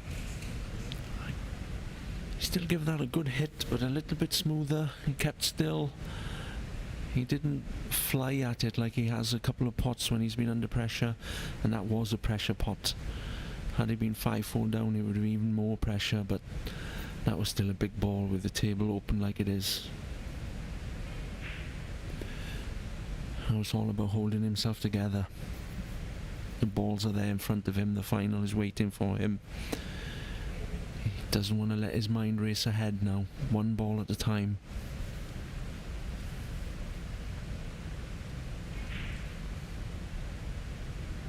He plays that so well. So this black now, but there is that red to the right. Yes, it's in the open. But this is the opportunity he needs to start break building and start taking a lead. Can just see with his rhythm now, his body language, the speed he's playing. He's got his self-belief back after wobbling in the middle of this match. You said earlier about beginning end and middle of a frame, Paul. It's the same in a match, and this match has had ebbs and flows. Ahsan starting strongly and going ahead, Ali pegging him back. A crucial 9th frame, and now a great opportunity for Ahsan to finish the match.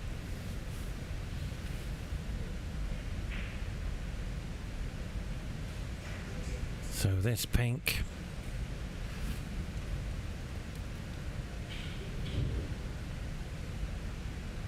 is going to be a major part in this Ali comeback.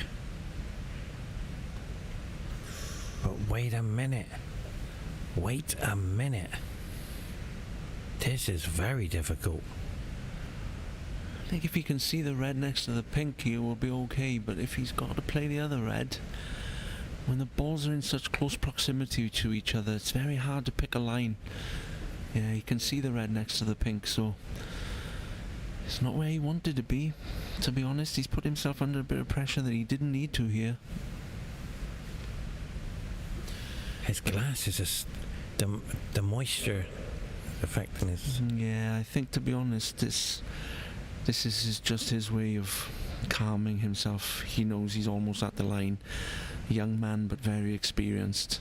Not rushing into this shot, taking his time, taking some breaths.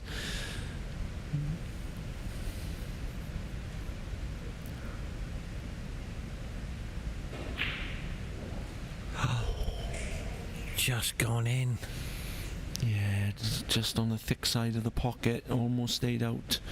Any harder, I think that might have been rejected. But he's still alive, and his clearance, 29 points in front. He's going to need that last red. Is he going to look at the blue, the green? Yeah, big shot here. If he lands on this red, he's going to be over the line. And that's far from ideal. That's not where he wanted to be. So this is a match-winning red available. How difficult is this shot? What happened? Why didn't he take that on, Wayne? Again, I think this is just the nuances of 6 reds, you know, where they just tend to play percentage. I thought he could have played that red over into the left-hand black pocket as a shot to nothing. But again, the angles are a bit deceiving on the screen maybe. He could have cut the red over and run off 2 cushions to safety. But if he's played a snooker, percentage-wise, 32 up. His opponent snookered. You know, you'd have him as an odds-on favourite for this frame now and then the match. You're right, Wayne. He has to swerve around this. What a shot. But where's the cue ball? Well, Ali will be disappointed knowing that he's gone to the table on 2 occasions and he's been snookered. This red to clinch the match, because Ali will be needing snookers. He's missed it. He's missed it. Now Ali's going for the double because he will hold for the black. Watch how he does it, Wayne. All in on this red. He will go for this. There's no safety. But wait a minute. He's going for the safety. Can't call it every time. Would you go for the double, Wayne? I would. Looking at the screen, it's tempting, but the stage of the match, 5-4, 32 behind, literally on the precipice of defeat. I think the red is risky, because if he was guaranteed the clearance, if he made the double, maybe he would. But he hasn't got easy position. The brown is quite safe.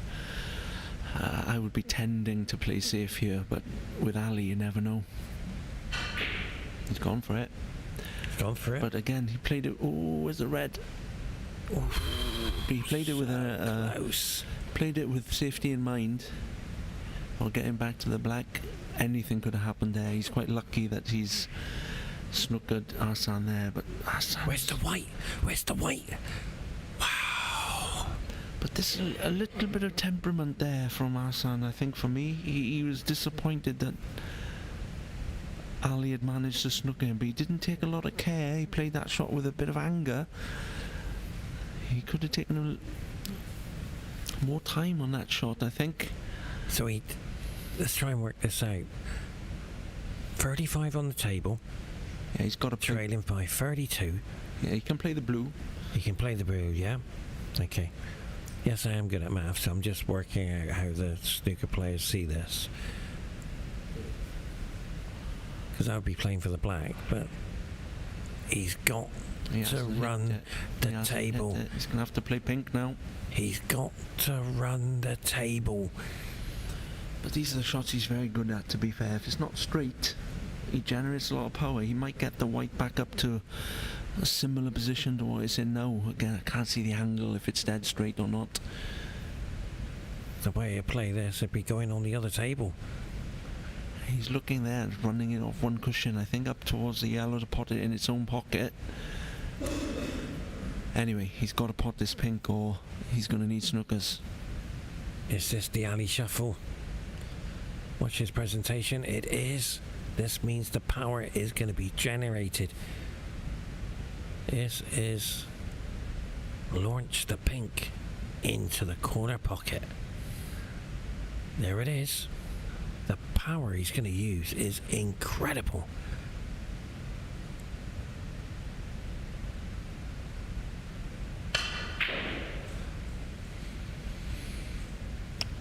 Those shots are difficult at the best of times, but when you know you have to make it to stay in the match, it makes it so much more difficult. And Ahsan, now 31 points in front, knows he's over the line and in the final unless Ali can conjure up a snooker.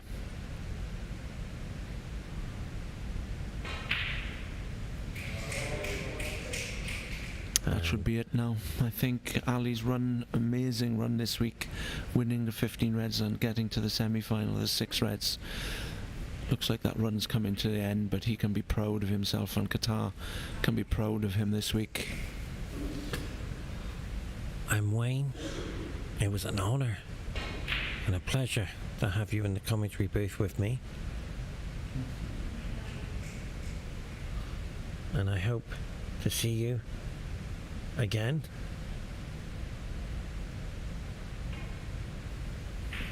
Thanks, Paul. I've enjoyed it. Thank you. More than welcome. Ladies and gentlemen, your winner. I'll stay with me for the interview.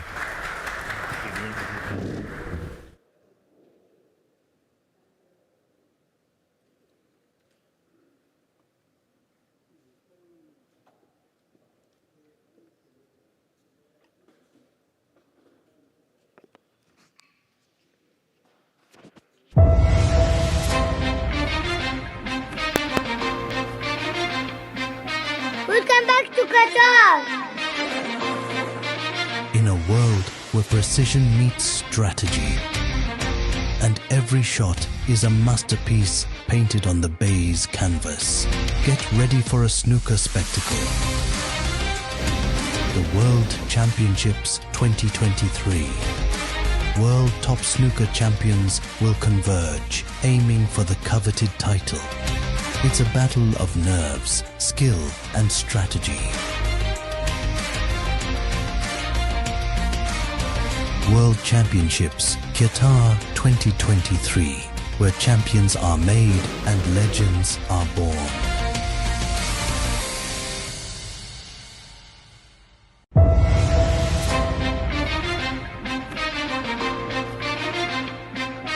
Welcome back to Qatar.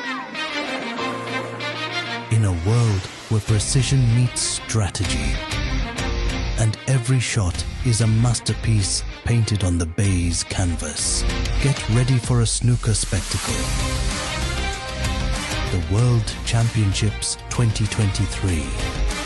World top snooker champions will converge, aiming for the coveted title. It's a battle of nerves, skill, and strategy. World Championships Qatar 2023, where champions are made and legends are born.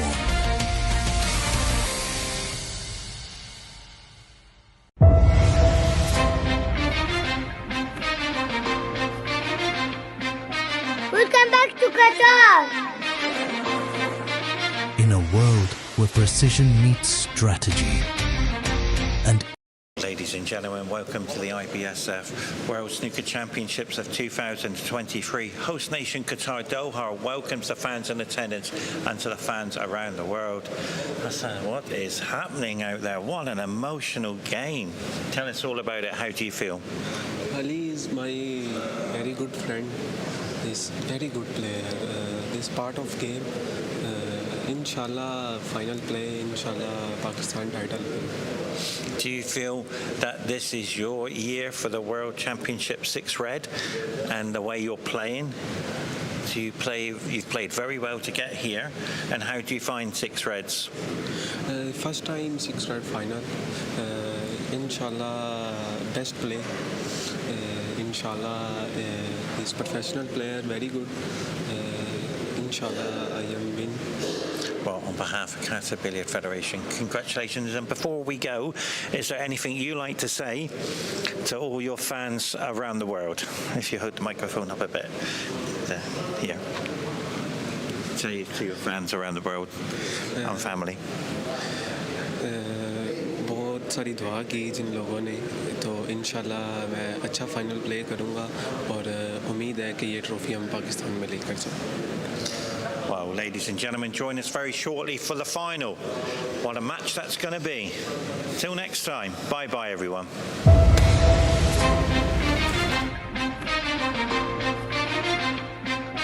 Welcome back to Qatar.